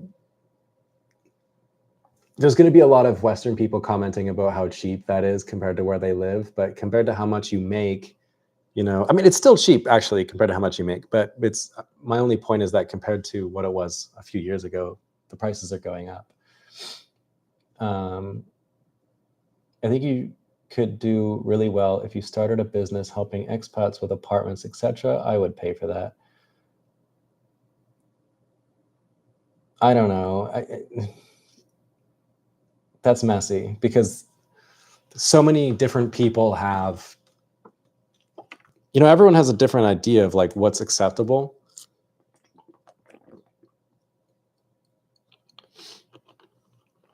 And when you come to Taiwan, you have to accept a certain standard of living that's going to be below what you're used to, right? And it's like, do I want to be running a business dealing with foreigners that maybe can't accept that, you know? So that's a tough one. That's not bad for Japan. Yeah, he pays like nothing. 600 Canadian for rent. Man, rent is like 20. Yeah, but you can't compare. Vancouver rent is some of the most expensive in the world. You can't really compare that.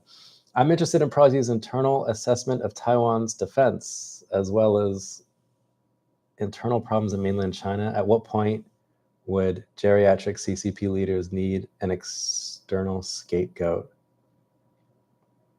The fuck are you talking about? I'm sorry. I had a goddamn stroke reading that. Damn, I was checking apartments in Taipei last week.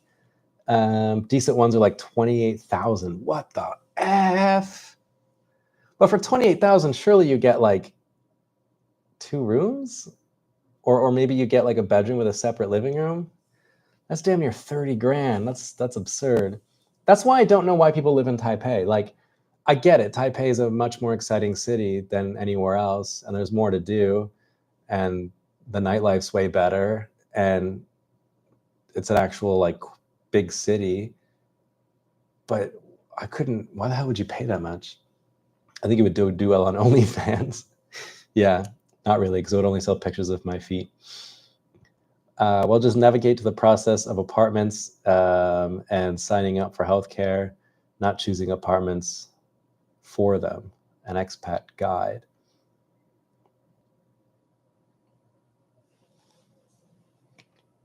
Well, the problem with that though is like when you get a job in Taiwan, usually they have someone who will like take the foreigner around and do all that, right? So like, why would someone pay me when a Taiwanese person will, or they're just doing that for free, right? Yeah, 28K must be multiple rooms. This is a single room? That is fucking dumb. Hsinchu Liujia is already 30 to 40. That's nonsense. Who's paying that much in Hsinchu? Although Hsinchu does have a lot of rich people because there's a lot of semiconductor factories up there. So I know that they're not rich, but there's a lot of like wealthier people. So I do know that there's like some rich areas in Hsinchu. So maybe Liujia is one of them. But I mean, goddamn, to pay that much to live in fucking Hsinchu, that sucks. Brian, you're not looking correctly. 28K is too much. I don't know. I have heard some pretty wild numbers for Taipei, so maybe that is normal. Unpopular opinion, but I think Taiwan's architecture is quaint, nostalgic, and cozy. The inside is often an interesting shock in contrast to the more drab appearing outside. I sometimes agree with you, but I find Taiwanese architecture to be lazy, incompetent, ugly, cold, and uninspired. I can sometimes appreciate the rough around the edges feeling to Taiwanese architecture, but I don't find it nice. And I find that most apartments, when you go inside of them, particularly if they're old, are also not nice. Yeah, there's some rich people who have like nice interiors, but even then, they tend to fall apart after not a very long time, you know? Like I remember, I don't know, I just feel like the inside of a Taiwanese apartment is, or a house is not a comfortable place to be. You know, like this place I've kind of have to make comfortable. Like I have a rug over here, I've got a rug here, I got stuff on my walls, like just to make it feel a little bit more cozy. I guess you could argue that it looks a bit frat boyish, but whatever. But I find a Taiwanese house is like, you know, you walk in, the walls are white, the floor is white, the ceiling is white. They're also dirty, right? They got fingerprints on them because they never paint ever. And I'm not judging. I'm not, you know, they're Taiwanese. It's their house. They can do whatever they want. But my only point is that it just doesn't feel comfortable. You know, everything is a hard surface. The sofas are made of wood. The coffee table is made of like fucking marble. They have an enormous TV set from the 80s, you know, and it's just like, it's just not a cozy, comfortable feeling to me. Maybe to them it is, but to me, I just find it really like harsh, cold, unwelcoming. Do you see yourself ever getting back into teaching? Maybe one day, if I run out of money. I do think it would be cool to live in Japan one day. I don't know if I ever will, because I don't know what content I would make there, because like there's just so many YouTubers there. And if I ever did go to Japan, I would obviously have to go back to teaching. I'd have to get a job. And then maybe I would do like a language class there, because I wouldn't want to end up in the same position in Taiwan where like I've been here this long and my grasp of the language is still so bad. Like I can speak Chinese, but like not, I can't have like that. I can't have like very many in-depth conversations, and I find that really frustrating. And I'm too embarrassed. Well, I just don't have enough money really to go to a language school now and like learn it. But I don't think I'll ever go to Japan. I don't know. I'm so comfortable here. It's hard to say. And I liked teaching. I really enjoyed it. I did it for like 10 years. It was my whole career. But being a full-time YouTuber is pretty great. I like having my own schedule. I like being responsible for the amount of money that I make, you know? There's something kind of fun about this idea that if I don't work, then I'm broke, you know? So it kind of forces you to get stuff done. And I like having that sense of self. It's not discipline, but sense of self. There's something feels good about making your own money. I'm not getting a paycheck from a company. I mean, I am. I'm getting paid from YouTube, but like, or if it's a pay, like a sponsored video. But it's more. I'm more directly involved with it than a whole company. And there's something that feels nice about that. It's kind of hard to explain. But I'm not against going back to teaching. I did really like it. Where am I here? Are people that work in Taipei more likely to commute from New Taipei or somewhere like Yilan or Taoyuan? Yeah. Yes. Just because it's cheaper to live in those places. 40K, just get a mortgage.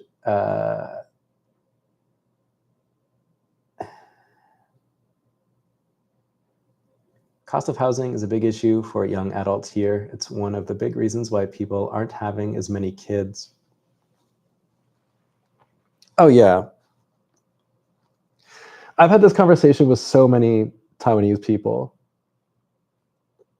Remember recently I met this like recently married Taiwanese couple, and I was like,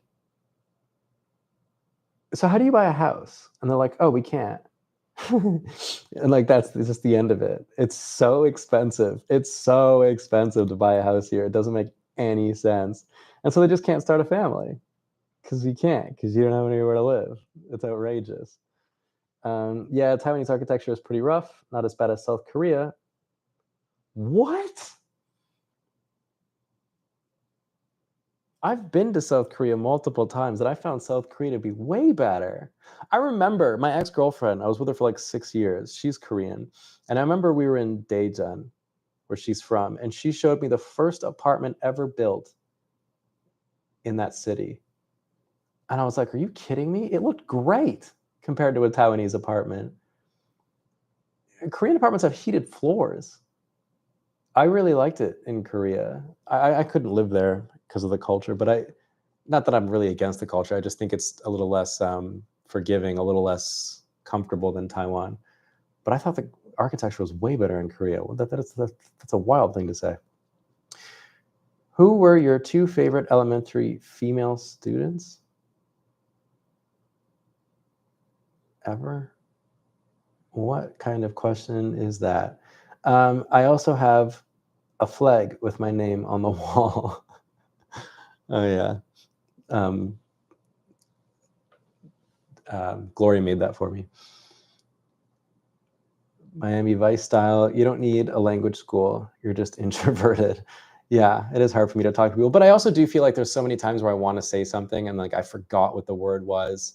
Just recently, I learned a word in Chinese, and then I couldn't remember what it was, and I was thinking really hard. I was racking my brain. What is the word? And then I forgot what the English word was. So I don't even know what the hell word I was learning in the first place. Like that's how fucking dumb I am. Self-accomplishment. Yeah, that's kind of what I was talking about being a full-time YouTuber. Good word. Just talk to people in Mandarin. Any foreign establishments in Taichung, Kaohsiung, Tainan? Yeah, there's a lot. I mentioned a bunch in Kaohsiung already. Teaching Sunset Bar, I think, is great. The food kind of sucks, but like it's really cool that the beach is there. You get like palm trees and it's nice. I like that place a lot. Rent or inherit. Yeah, I think most Taiwanese people that buy a house or own a house just inherit it. They just wait for their parents to die, basically. Or their parents have multiple properties and they give them one. Do you have Western friends who are engineers in Taiwan? Would you recommend it? I have, yeah, I know a bunch of engineers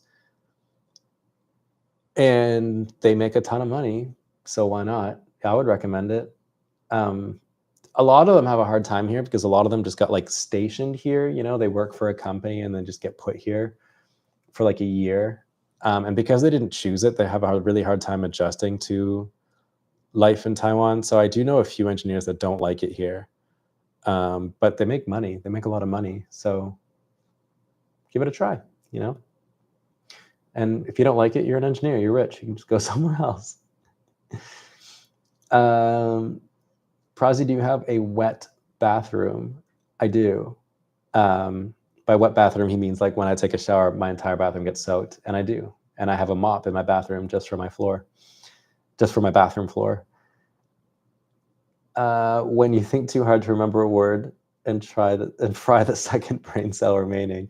That is exactly what happened. I couldn't believe it. I was like, God damn it, now I don't even know the English word.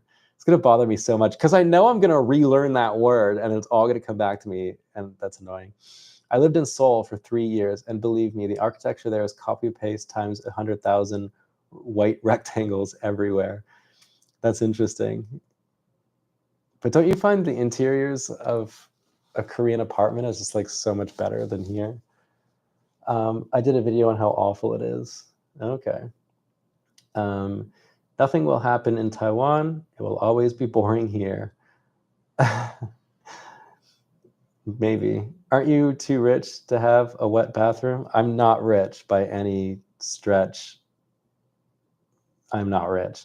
Just to give you an idea, like I know Alan made a whole video about how much money that we make as YouTubers. Like, I think I made like $600 or $700. This I'll check right now.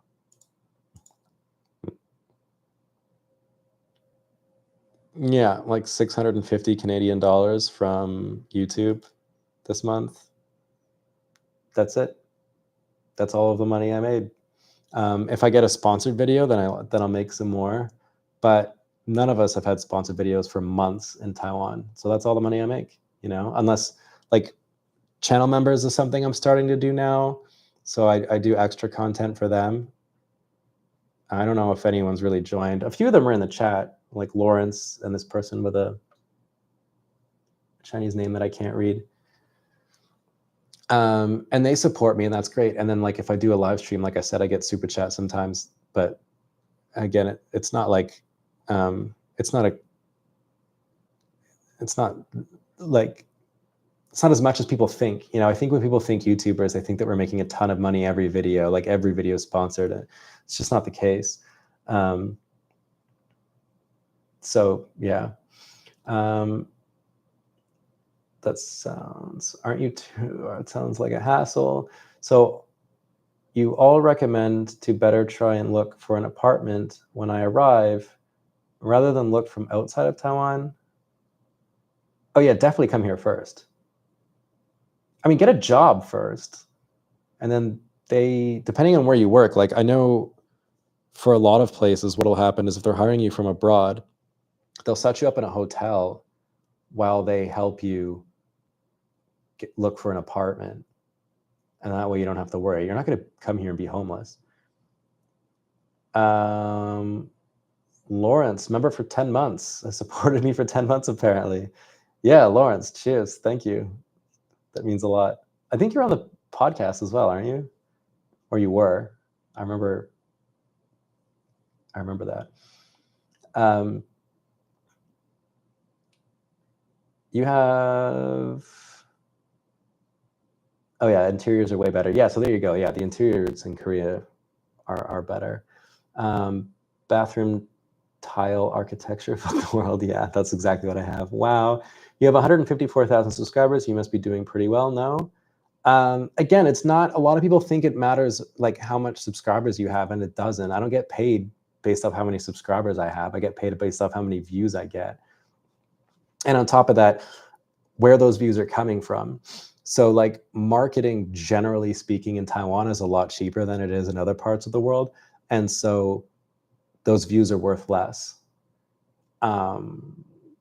So yeah, it depends on views. If I was a YouTuber in like the States and all my views are coming from Americans, then I would get paid a lot more. Maybe not a lot more, but like a bit more. And then it depends on like sponsors too. Like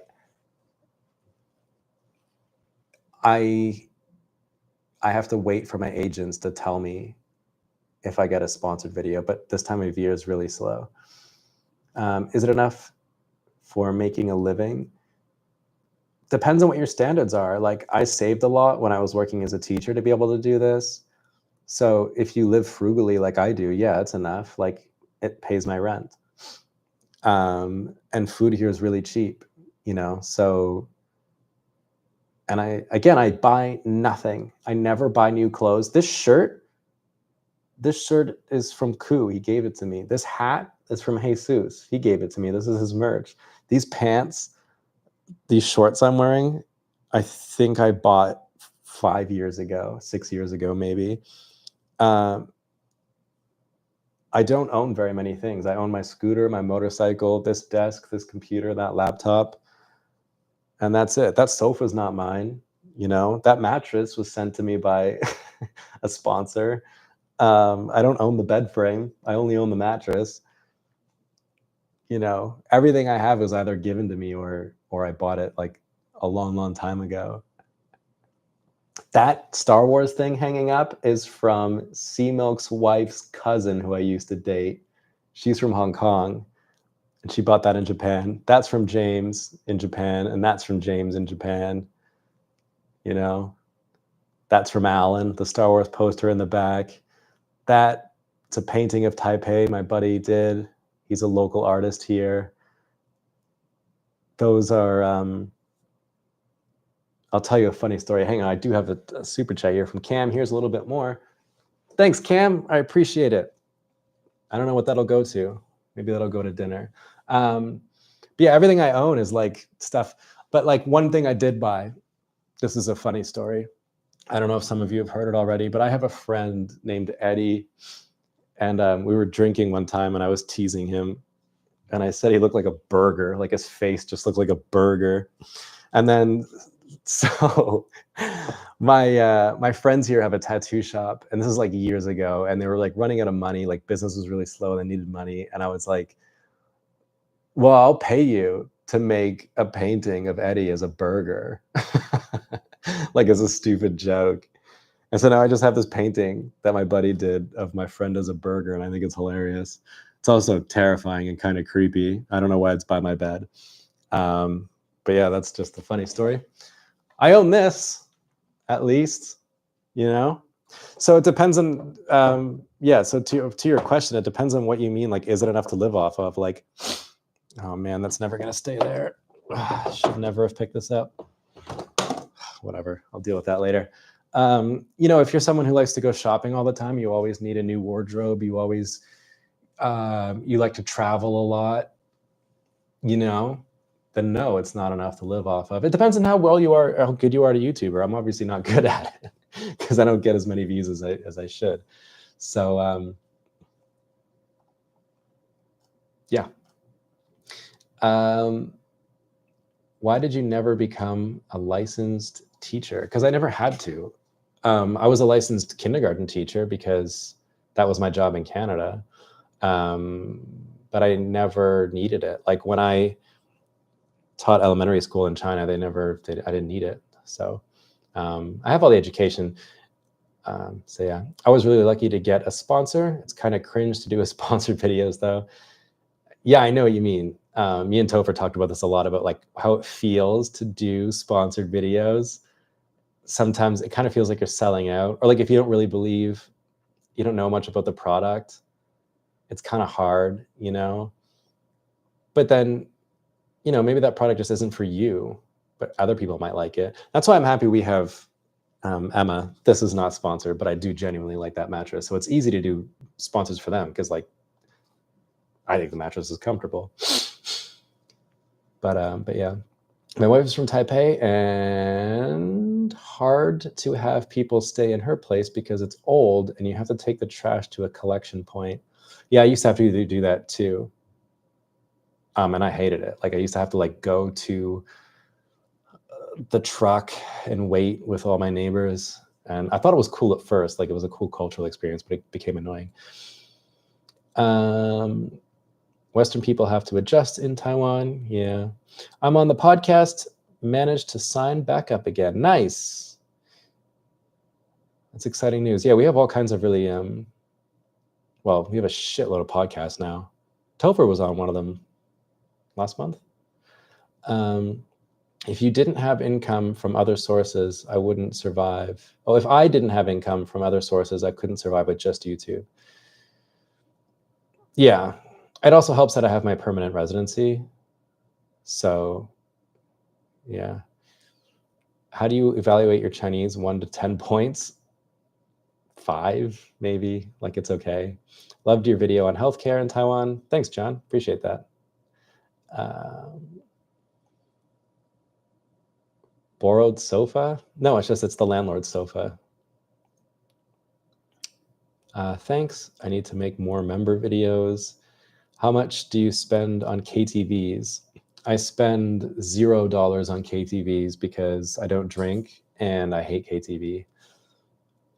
Cam is a cool brother. You need to marry a woman from a rich family. Yeah, that would be nice. How much percent does YouTube take from stream donations? That's a good question. How much does YouTube take from, we'll call them super chats, 30%. They take 30%. Kenny, 150 NT. Thanks. That's your first ever super chat on a live stream. Wow. Thanks, Kenny. Appreciate that. That'll also go for dinner later. It's midnight, but I still haven't eaten dinner. Didn't have dinner. Was that Cousin Wing? You're talking about? Yeah, it was. You got better. We all have occasional doubt. No comment. Sell the burger picture as an NFT. I will buy it. That's funny. Yeah, NFTs sound ridiculous to me. How come I can't like Kenny's super chat? Oh, can I love it? Oh, I can. I can love all of them? And I haven't been doing that? I can't give a heart to Lawrence's, though.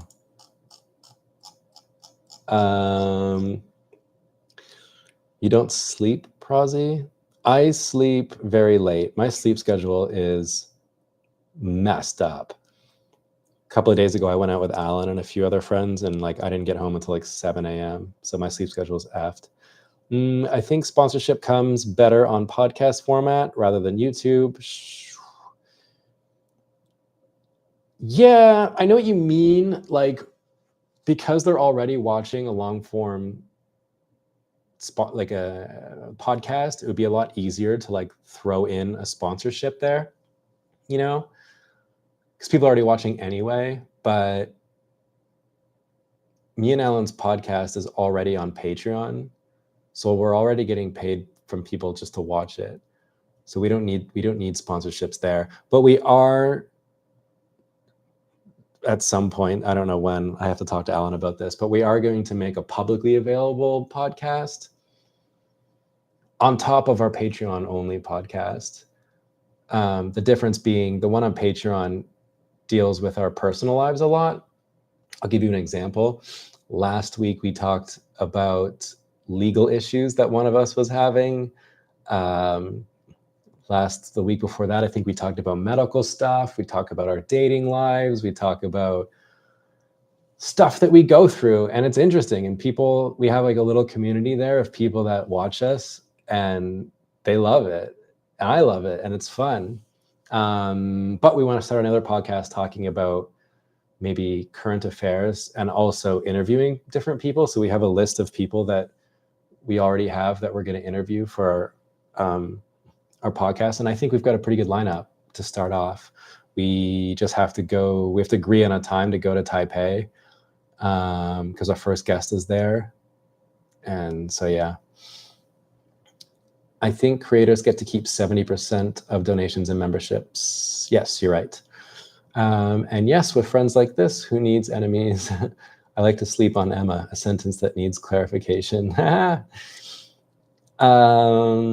you still have content? Do you still have contact and talk with C-Milk? Yeah, we talk from time to time. Are you in Taiwan now? Yes, I am. Sorry, I'm a little bit late. It looks like there are 220 members or so on the Patreon podcast. That's not bad. Yeah, but not all of them are paying. That's the thing. So some people signed up for the Patreon, but then didn't pay to watch it. So it's really weird. But it is not bad. It's a good income for us. Thanks for the videos. Where are the podcasts? Well, first of all, thank you for the super chat. I really appreciate that. The podcasts are over on Patreon. You can find it if you search the Alan and Prozzy podcast. But if you're wondering where's the podcasts that are publicly available on YouTube, we haven't we haven't done them yet. We're getting around to it. I got to talk to Alan about when he's free and then when our guests are free, and then we'll get on it. Are you blacklisted by China now? I don't know. Probably. I'm not gonna like go there and find out, you know.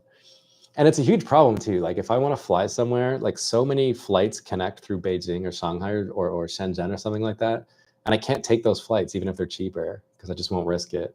Like I'm probably fine, but like I'm not gonna risk it. What's up? You down to play some Civ 6 later today? Maybe.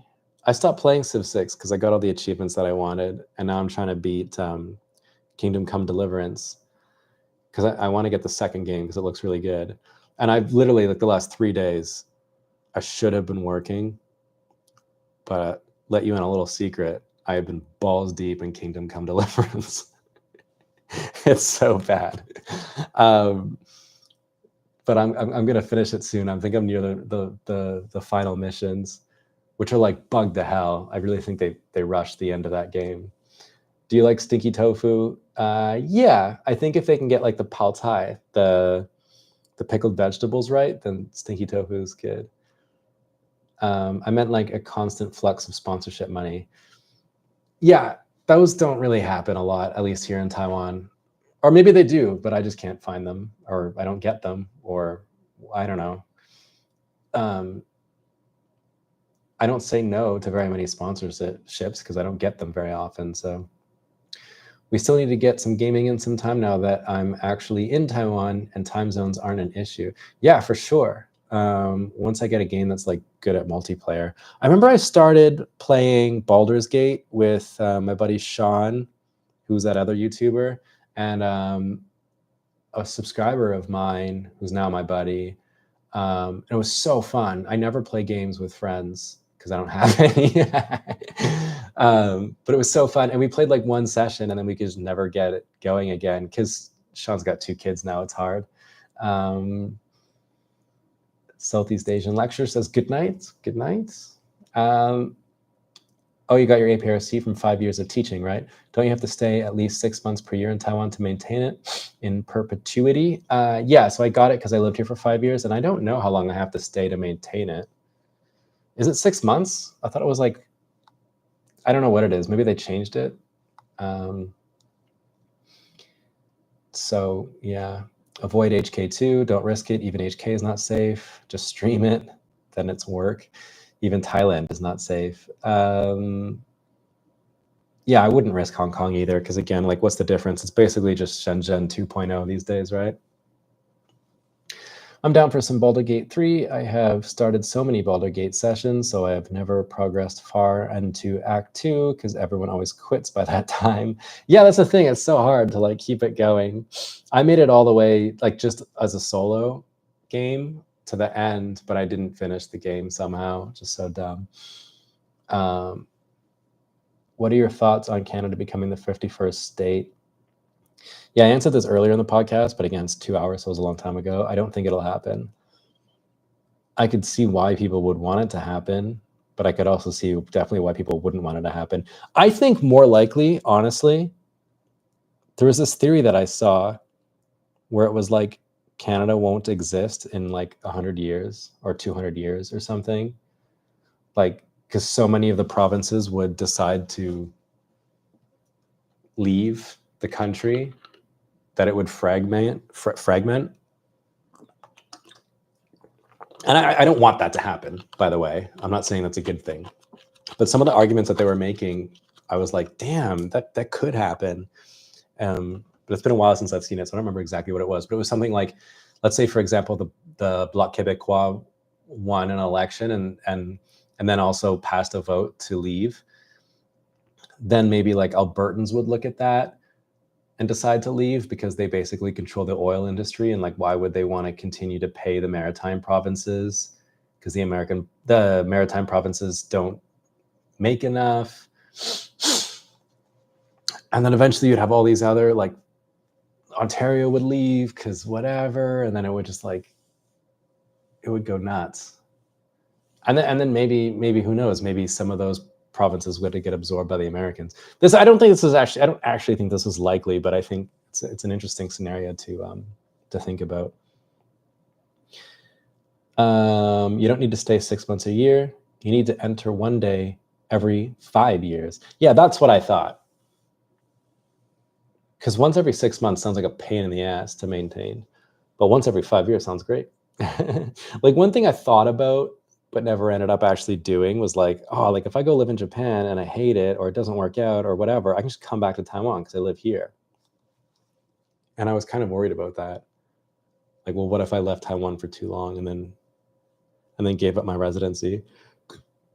I'm sorry, but the seat of 51st state has already been taken by Taiwan. So Greenland will be state 52. Canada can have the 53rd. It'll become another India. Yeah, I haven't lived in Canada in a while, but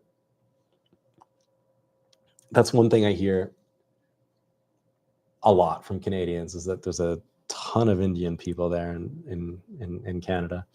Which city would you recommend people to live in Canada? I'm about to go there next month and haven't found a location. Ooh, boy, I hope you got money.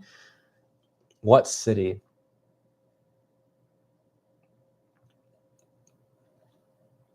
Good question. We should have a vote in the chat about what city is the best. My vote would probably go to Montreal. Again, I haven't lived in Canada a long time, but when I was there, Montreal was a bit cheaper to live in than Ottawa and Toronto was, but it was way more fun. It's a beautiful city. The food's good. It's fun. My vote would go to Montreal. Yeah, I've heard good things about Halifax lately. And you're close to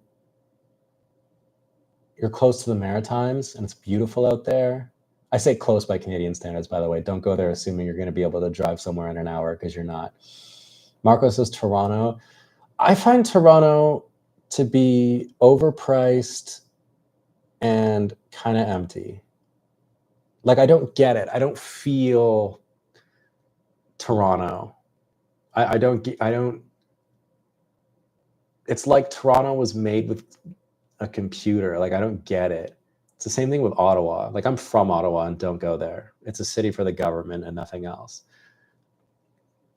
If you can afford it, Vancouver's beautiful, but who can afford that? There's other cities in BC that I've heard are nice, but I haven't spent a lot of time in BC, like at all, so I don't really know. I've really, most of my life was spent in Eastern Canada, like Ottawa, Kitchener, and then the Maritimes. So I don't know a lot about the West, but I do know that it's beautiful and really expensive and very international. And that's kind of the place that people romanticize. Like, when they think of Canada, they think of like Lake Louise or the Rockies, or, you know, these like really picturesque places. That's all in Western Canada. So, you know, you could say that. You maybe Western Canada, people would say. Do you want to try living in Japan for a year or two? Maybe in the future, not now, but I would like to try it. Mostly because, like, I love driving cars. Like, okay, I have a motorcycle and I like driving motorcycles, but I've always loved driving cars more. And they're so cheap in Japan, and it would be so fun to do that, I think. It would be so cool. And I would love to just drive a car in Japan. That's how much I love driving.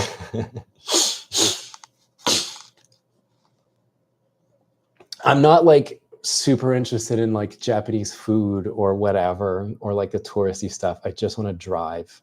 And that's like the big thing that would make me go there. And I suppose I could, right? Like, why don't I go and try it and see if it works? I just don't know what I would do with YouTube, you know? Like I have a lot of Taiwanese, like you guys are obviously all Westerners. Maybe some of you are Taiwanese, but most of you are Westerners because I'm speaking English. But most of my audience now is Taiwanese. And I don't know what the hell I would do with that audience if I lived in Japan. You know, I suppose, you know, you could say the same thing when I moved from China to Taiwan, because when I lived in China, my audience was completely Western. And then now I've lived here for long enough, it's shifted to Taiwanese people. So, you know, and it wasn't the end of the world. So I suppose I could figure it out. We can't become the 51st state of America because America is already the 46th oblast of Russia. Yeah. I know you're sober now. When was the last time you had a sip of beer? Do you ever miss having one?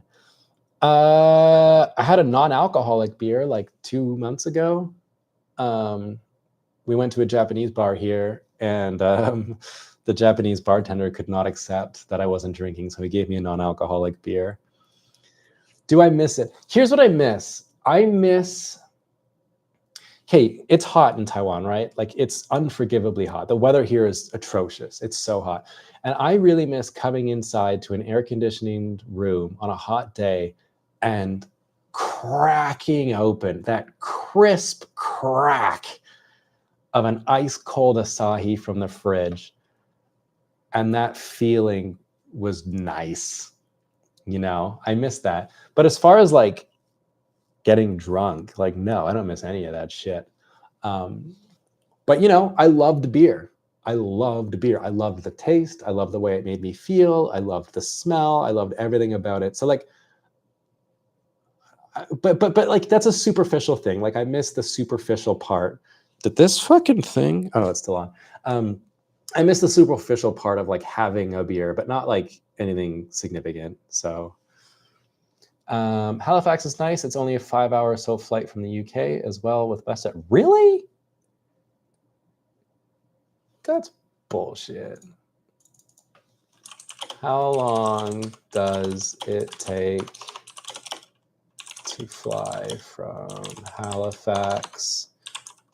I have to specify Nova Scotia to, because they have a Halifax in England. Holy fuck, yeah, it takes about 5 hours and 59 minutes on average, so 6 hours. Jesus Christ, I didn't know it was that fast. But then on the way back, it's like 7 hours. That's crazy. London, Ontario. What's good about London? Just toxic. I can survive Montreal without the ability to speak French. Yeah, if you can get a job that doesn't require French, yeah, probably.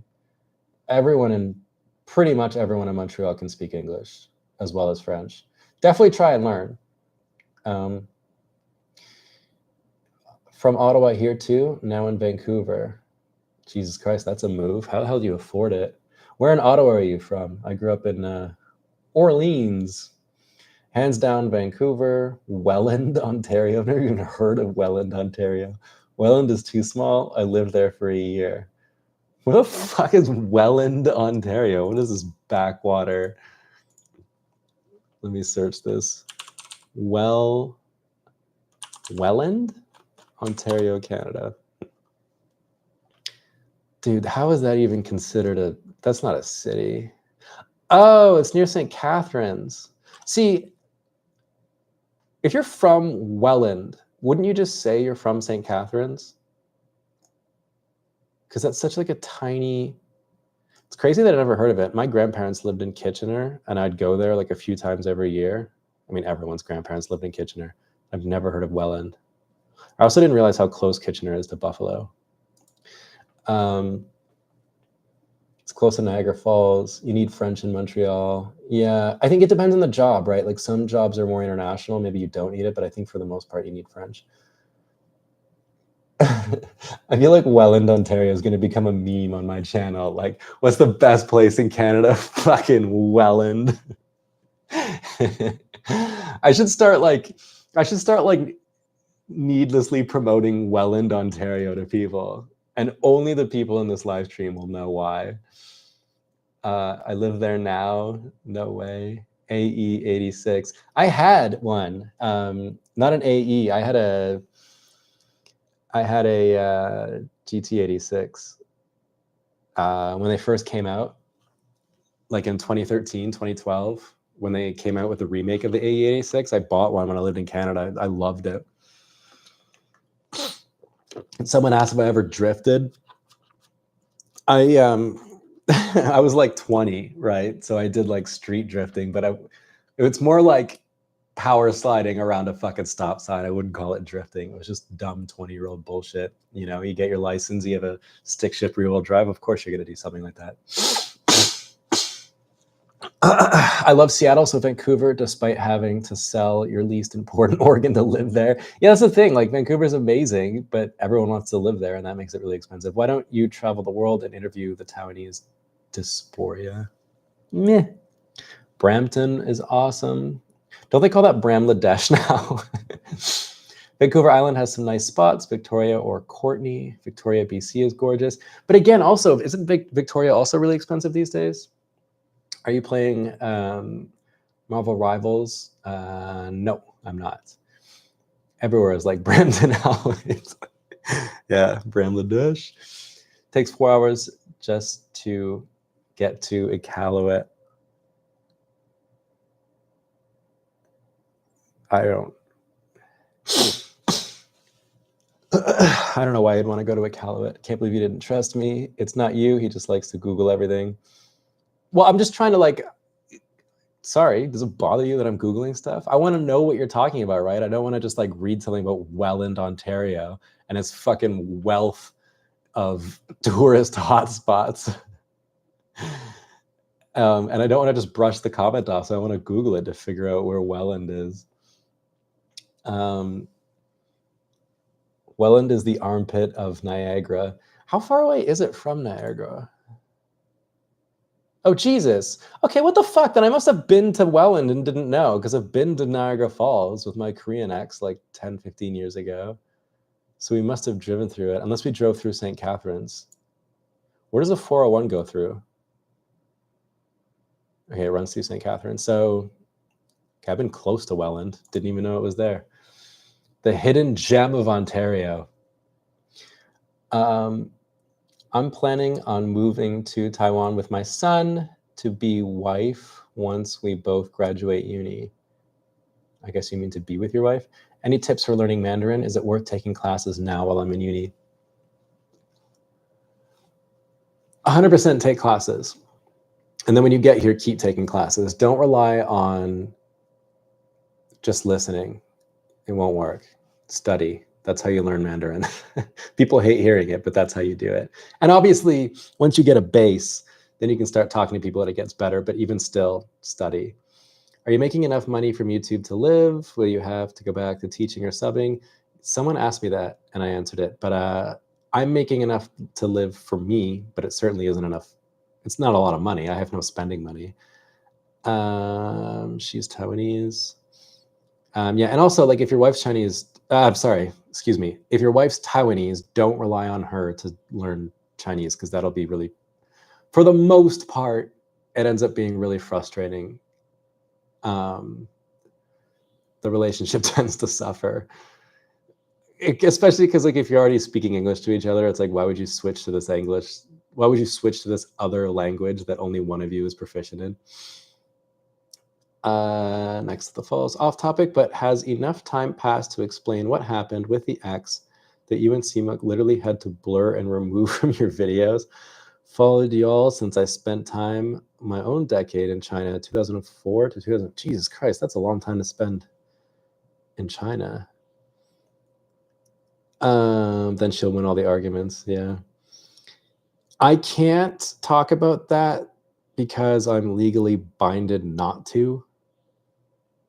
I talk about this a lot with Alan on the podcast about like whether or not I should make a video about it.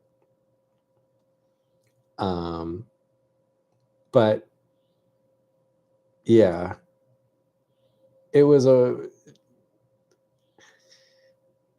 I can't make that decision now, but maybe it's a story for another time. The thing is, I can't make a video where it points to who she is. It would have to be something like, I had a friend, you know, who was dating this girl who, you know, but Yeah. I don't think it's like a time thing, because the thing is, like, this is one really frustrating thing about living in Taiwan, is that people are often really litigious. Um, they like to sue a lot, and I don't want to risk like getting into that again. What's the ring on your hand? Is it a purity ring? No, this is a ring. God, this is a joke from a long time ago. I lived in China. People used to tease me because when I crashed my motorcycle, which was often, it was always because like an old person would just ride out onto the road without looking, or walk out onto the road without looking. And of course, I would come along and hit them. Not on purpose. It's just people would like jump up. Anyways, sounds really terrible, but it was just a joke amongst my friends. Uh, Farmers are like nongfu, you know, um, like nongxia, like that's the Chinese word. And they used to call me the Nong Slayer because I would just take out old people on my bike, and that's what the ring says, Nong Slayer. It's stupid. The funniest part about this Welland gag is that Prozzy's actually been to Welland and didn't know it. I don't know if I've been there. How the fuck would I know I'm in Welland? Like, what's in there? Let me get like a Google drop. I should figure out how to live stream and share my screen at the same time. That's how fucking dumb I am. You know what? Welland looks pretty nice. I thought it was going to be like nothing, but some of these houses look sick. Like, they look like quintessential small town homes. Like, I always imagine these places during Christmas, you know? Wonder if it's expensive to live in Welland. What a place. It looks like a place that was built up in like the 40s and then just left there. These houses look old as shit. But it seems nice. It seems quaint. You can use some language apps like Italki, or Preply to learn Chinese with some native speakers, or go through a formal uni program instead. You don't have to go through a uni. I mean, if you come here to Taiwan, you can just take like classes at like a school, like not like a uni. Like they have like Chinese classes for foreigners. And your class might have like, I think you can choose, right? It's cheaper if you have like other people in your class. The hell is on my cap? So you don't have to go through a uni in Taiwan. You can always go to a school too, because uni would be pretty expensive, I think. None of our business as well, although crazy to me, there is a legal injunction on the relationship with an ex. Yeah. No, it's just because I accused her of things that happened, and she doesn't want that getting out. And then I called her a bad word, and she tried to sue me for it. And then the agreement we came to is that if I mentioned her at all on any social media platform, I'd have to pay her a set amount of money. And I just don't want to, I don't want to have to fucking go through that. So crazy people out there in the world,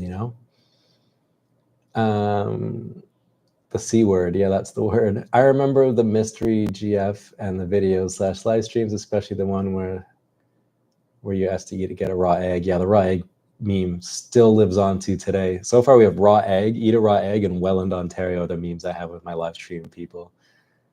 She was hot but crazy. Yep. Prozzy versus little blue truck drivers. Yep. Nothing is in Welland. Marco, you have to learn to appreciate Welland, Ontario, the gem of Canada. It's a well-kept secret. They have endless tourism spots. Can't even cross it though. It's gross. Niagara Falls is a dump. Is it? I found Niagara Falls to be a really interesting place on the Canadian side because they had like, it felt like America. It was weird. That bridge is a big attraction in Welland. You cross it through St. Catharines, but Welland is an offshoot. What are your thoughts on the Chinese live fire military drills near Australia? I didn't know they were doing live stream. I know they were doing it near Kaohsiung, but I didn't know they were doing it near Australia. Yeah, I don't know. Can't Australia like? Is it in Australian waters or is it in international waters? Are you running 5K a day still? No, because I broke my foot. But before I broke my foot, I was more like walking 5K a day because I got lazy. What the hell is on my cap? Yeah, it's just like dirty and it's gross. Did the word start with a C? Yes, it did. While it's not a great time for learning, while it's not great for learning on its own anyway, it irritates me. Duolingo only uses simplified Chinese characters.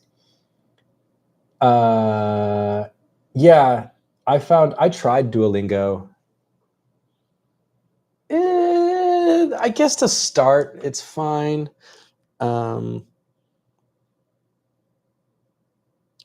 The app I'm using right now is Anki, I think.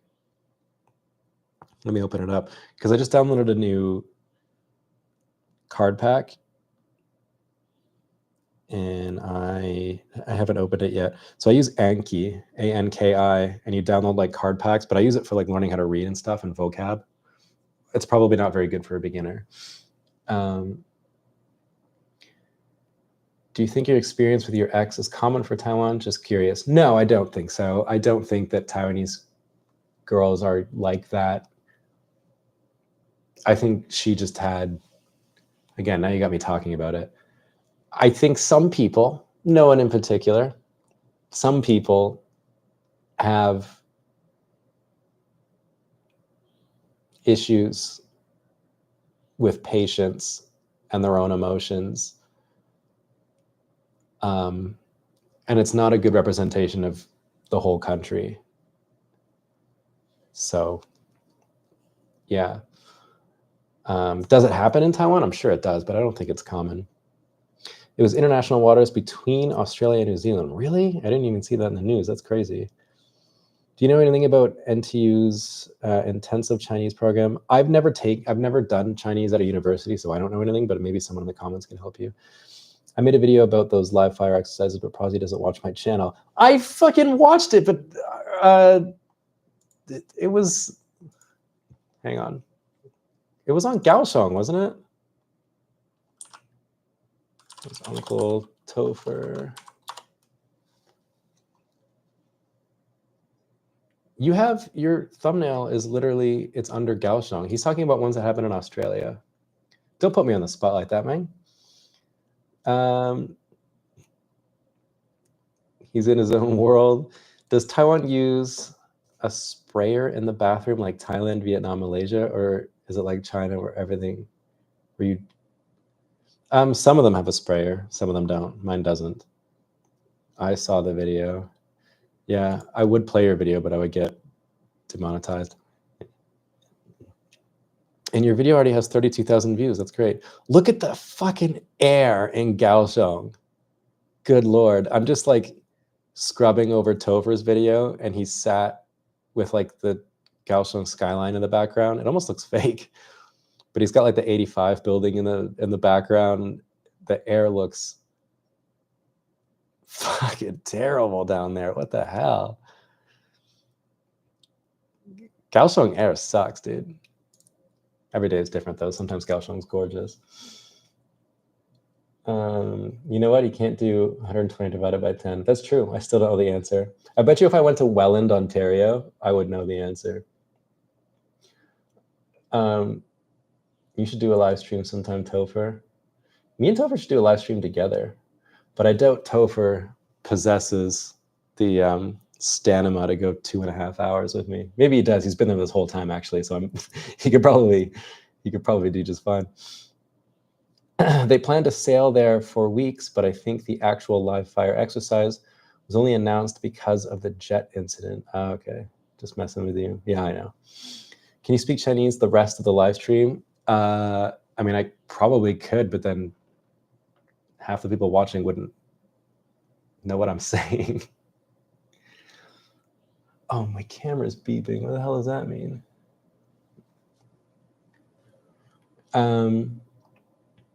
Winter air in Taiwan is so bad. It is. Hello, Mr. Prozzi, Mayor of Welland here. I think you'll find we're awfully litigious. Keep our city's name out of your mouth. On another note, you should come visit sometime. We have houses. Yep. I'm looking at number 11 Pine Street. And the one thing I can confirm that Welland has are fucking houses, a lot of them. And a St. Kevin's Catholic Church from Syria. Wow. Welland is so weird. I go down one street and it looks so picturesque. Like it looks like something out of Stranger Things, you know? Like a town that's been stopped by time. And then you go down another street and it's like, what a shithole. Like what a weird mix match of houses. Like some of these houses looks like a president would live there in a movie, you know? And then you go down another street, you're like, that guy definitely sells fentanyl, you know? Or like that's a project right there that I'm looking at. Some guy named Brett probably lives there. That's a sick car. What is that, a Cutlass? Anyways, Welland. That was a bad day for pollution. Yeah, it looked rough. It's taxing enough with English. Yeah, I've been talking nonstop for like over 2.5 hours. It's hard to keep my words in order. Have any of your family been to Taiwan? How do they think about Taiwan? No one's ever visited me here. Why would they want to? There's no incentive for them to come here. Again, if I lived in Japan, I think loads of people would come to visit me. Like our buddy Andre moved to Yokohama and fucking immediately he's had 3 people come to visit him from Taiwan already. But there's no incentive for people to come to Taiwan. There's no reason to. There's no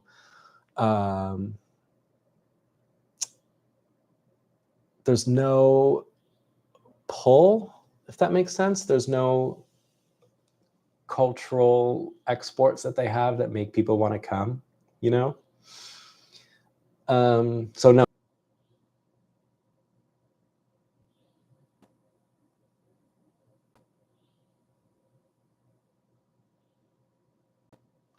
Okay, we're back. Sorry.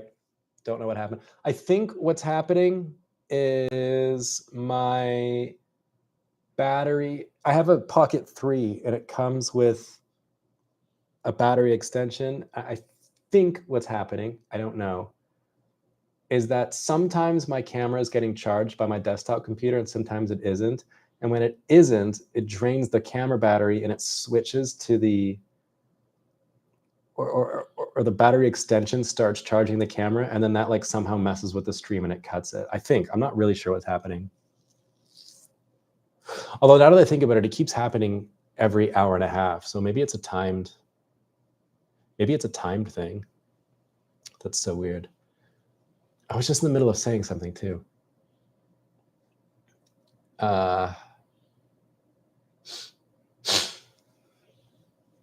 Yeah, no, my family never visited. What do you think about all the propaganda wars? YouTube now engaged with bashing China in the US. Clicks equals dollars.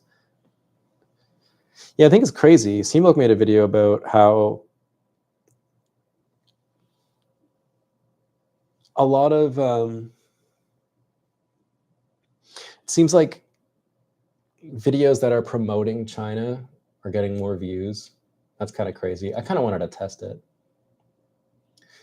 I think my buddy went with you in a video to a deserted house / building in an old video with my ex. Not sure if that's the girl in question, maybe like in 2018. Yeah, we did that. No idea who you're talking about though. Not voting for you. Welland is when you're too poor for St. Catharines. Don't you dare. Don't you dare talk down to Welland, Ontario, the heart of Canada. A town stopped by time. What a way to call a place depressing. It doesn't look that depressing on some of the streets. What video games do you play and what games? Do you play video games and what games do you play? Yeah, I play video games. I play Civ 6, although I got the achievement, so I kind of stopped. I play Kingdom Come Deliverance. I want the second game. I just downloaded, one of my Patreons just started playing Civ 7. I just downloaded Yakuza Like a Dragon, because a friend said that was really good. So yeah, that's what I'm playing. What are your thoughts on the Zelensky and Trump horrendous meeting? Yeah, again, I talked about that at the beginning of the live stream. I'm still struggling to understand it. I'm worried about Taiwan of 2026. So is he down again? Japan's currency is in the shitter. Great time to make the move. Yeah. The one good thing about traveling to Japan is that your money goes a lot further. And you can buy a house in Japan for like some blueberries, can't you? Like one thing I always say, the one thing I always see on my Facebook is like, buy a house in Japan for like 4,000 American dollars, and like I can't tell if it's actually bots or not, but I'm like, God damn, how's that possible? Welcome to Ontario, where the only attraction is Niagara Falls. Come on, there's Algonquin Park. There's shitloads of lakes you can go camping and fishing at and boating at, and you can go to Toronto and do stuff there, or I don't know, make fun of the French. Who do you support, Zelensky or Trump, about yesterday's arguments? I don't understand. Like, I understand Zelensky because he's at war. I don't know. I don't understand. I just don't get what Trump's tactics are. So I don't know who I support. I think I'm just confused. Sherry, dangerous question. Yeah, you're gonna get me in trouble. How do you compare the attractiveness of white girls versus Asian girls? Jesus. Let's be brutally honest. Let's get myself into more trouble here. That should have been a super chat, getting a juicy question like that out of me. I think generally speaking, people in Taiwan are healthy-ish. I mean, healthy in as far as like their weight, they're very health conscious. And a lot of Western girls aren't. And I find girls that are more fit, more attractive. So hate me if you want. That's my controversial take. Do you have any real estate in Taiwan? No. Who the hell can afford real estate in Taiwan? Kingdom Come, the first one, is excellent, as is the recent Yakuza games. They're insane as well. Yeah, that's why I'm really excited to try it. I haven't started the Yakuza games. I bought it, downloaded it, but then I started playing Kingdom Come and didn't play it yet. I really want to buy the second Kingdom Come because the first one's so fun. But like I said earlier, they really rushed the end of the game. Like I'm at the end of the game now. I want to finish it, and some of the quests are so bugged. I think some people are interested in Japan because of anime and manga, at least here in France. Yeah, that's a huge part of it. But then there's also like, it's pretty, naturally speaking. Sorry, I'm touching the microphone. Like I said, I really like driving cars. That's a big draw for me. Hey dude, are you all right these days? You don't seem your chirpy self compared to the years when you made content with Seamoke and Winston. I'm fine. I'm just old. Back then, I was just drunk all the time. So that's probably why you noticed a shift in my personality. Finishing the Indiana Jones games. Yeah. Waterloo, maybe. Yeah. My grandparents lived in Waterloo for a while, but it's got nothing on Welland. Yeah, come play Marvel Rivals with me. Yeah, it's free, isn't it? I think that game's free. Could Canada join the US as the 51st state? Again, we talked about that a lot. You look like Luca. Yeah, so many people say I look like that basketball player, but I don't see it. So no chubby white girls. Got it. Yeah. Hey, listen, if you're into chubby white girls, all power to you. Everyone's into their own thing. Prozzy, I have real estate in Taiwan. Yeah, that's right. I forgot. Marco bought a house here. He's loaded, isn't he? How much money is the place you're living in now? It's 11,000 NT. But on top of electricity, it's more like 13,000. Parking doesn't count. I don't pay for parking. I can park my scooter and my motorcycle here for free, which is great because it's indoor as well. So I like that. The one shit thing though is that there's no car park here. I cannot park a car here. That sucks. I'm Chinese American teaching in Hsinchu with white fever. What advice would you give me?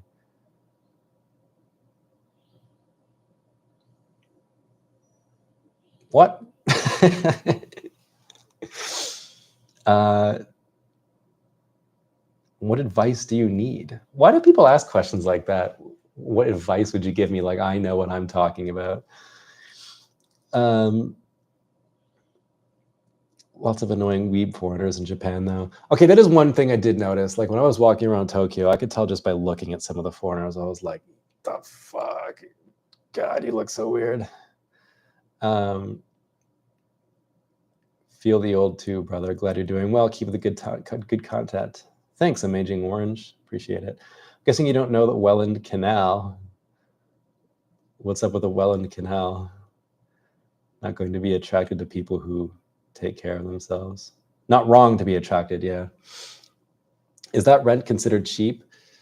No, I think it's considered like just fine. You know, I have a friend who has like a 3-bedroom apartment in town for like 9,000 NT, which is a screaming deal. Her landlord's selling it, so she has to move. But that's cheap. The Welland Canal. There it is. I can't believe I'm like legitimately taking this seriously. Let me Google drop pin myself over the. Oh shit! It goes under the canal. I thought I was going to go over the canal. That's something. Don't get fat or you'll get traded to China. Luca joke. If you don't get it, yeah, I don't watch basketball. So, do you like classic cars like Mustangs and Dodge, etc.? Yeah, I like the way they look. I would never. I would own if you're talking about like classic American cars, I would own the trashiest one. Like I would own a Firebird. That's what I would own, and not even like the good one. Like what engine does the Firebird have? It's got like a fucking something stupid, like a 6-liter V8 that makes like 150 horsepower. It's disgusting. Isn't it past midnight in Taiwan? Yeah, it's 1 a.m. Really like the moto vlogs. Thank you for doing them. I like them too. Again, I made one and I edited it and I did subtitles and I'm not going to release it because it's just like, for me, it just doesn't, I don't know if people, it's just not fun to look at. Like the way the YouTube landscape works these days is so different to when I started. Back in the day, I could make a YouTube and blabble on and on and on, and people really liked it. But these days, like YouTube videos, especially in Taiwan, are edited in such a way that's so overstimulating. There's so much going on. Like if you look at what Ku is doing, I'm not saying his videos are overstimulating, but they're so well edited. The story is so tight. Everything is just done to such a degree that demands your attention as an audience. And I don't know that motovlogs do that. So yeah. And then I had another problem. I had a second camera angle. I had a 360 camera mounted to the front of my scooter. And the stupid camera, I don't know where I put it. The stupid camera failed. So now it's just like a chest mount. And I'd never tried a chest mount view before. It was my first time. And it looks great. Like I like the framing of it, you know, but because my chest doesn't move, it's not on my chin. It's not as interesting because you can't see what I'm looking at. And I feel like sometimes what I like to do when I'm telling a story on my bike is like, oh, look at that. That's interesting. But if you're on my chest, you can't see what I'm looking at, which is kind of why I had the 360 camera there, but then it failed. So yeah. 9,000, that seems too cheap. Yeah, it's crazy cheap. That's a fucking stupid deal. That's not what I pay. Again, that's a friend of mine. I rent a 3-bedroom, 2-bathroom, 1 living room apartment, and my rent is like 10K. What the fuck? Where do you live? In like Nantou? I know where you live. You live in Welland. You live in Welland, Ontario. My dream car is a 1969 Mustang Fastback. Yeah, I mean, those are obviously cool, but like, I feel like everyone wants those. Vancouver or Toronto? I have not spent very much time in either city. Probably Vancouver. What website would you recommend for finding apartments in Taiwan? 591. 591 is what everyone uses. Just be careful because 591, most used market things in Taiwan are full of just bait and switch tactics. Like they'll show you a picture on the website of the apartment. Then you go and meet the guy, what's he called? The realtor, the whatever. And then he just shows you a completely different apartment. And this happened to me like every time I went looking for apartments. And I'd be like, where's the place that I saw in the photo that we agreed upon online? And then it'd be like, oh, someone rented that already. And you're like, what the fuck? So it's all like bait and switch. So yeah, but 591 is what everyone uses. What male and female names would you name your firstborn because you had unloved students with those names? What? I don't know. I've never thought about that. I have a 3-bedroom with a nice sized kitchen in Taichung for $9K. What the fuck? Oh, that was in 2019. Yeah, like I said, prices have gone up. What's with the weird love questions? Yeah, honestly. What's Hong Kong, China like now for business trips as a white person? I don't know if the color of your skin really had a huge, at least in Hong Kong. Joining a tech company soon, and our chipsets are made by Espressif. So going to be traveling a lot there for business dealings. I mean, yeah, it's a super popular place for business. I think you'll be fine. You might even enjoy it. I very rarely got to experience China when you're, like, I'm assuming your company's paying for everything, so you get to kind of be a bit of like a high roller maybe. So maybe it'd be fun. What is your most favorite city in Japan? I don't know. I've only been to Tokyo and Fukushima Prefecture, so I have no idea. Has anyone really decided as to even go within and to do more? I don't know what that means. Anyways, it's 1 a.m, and I've been going for 3 hours. And I really appreciate all of you guys for watching. This was fun. Usually I have like an overarching topic like I do for this one, and I pay less attention to the chat. But this time I was like kind of on the chat, and it was fun. And so thank you guys. Thank you so much. And let me know what you guys think about this video that I made, this moto vlog. I think I'm going to make it for members. And then next week I'll have to think about having to shoot something else. So I got to sit down and think real hard for ideas. So yeah. Are you heading back to Welland? Yeah. I'm going to go down like a giant what do you call them? A rabbit hole for Welland. So yeah. Bye. Stay positive. Keep your stick on the ice.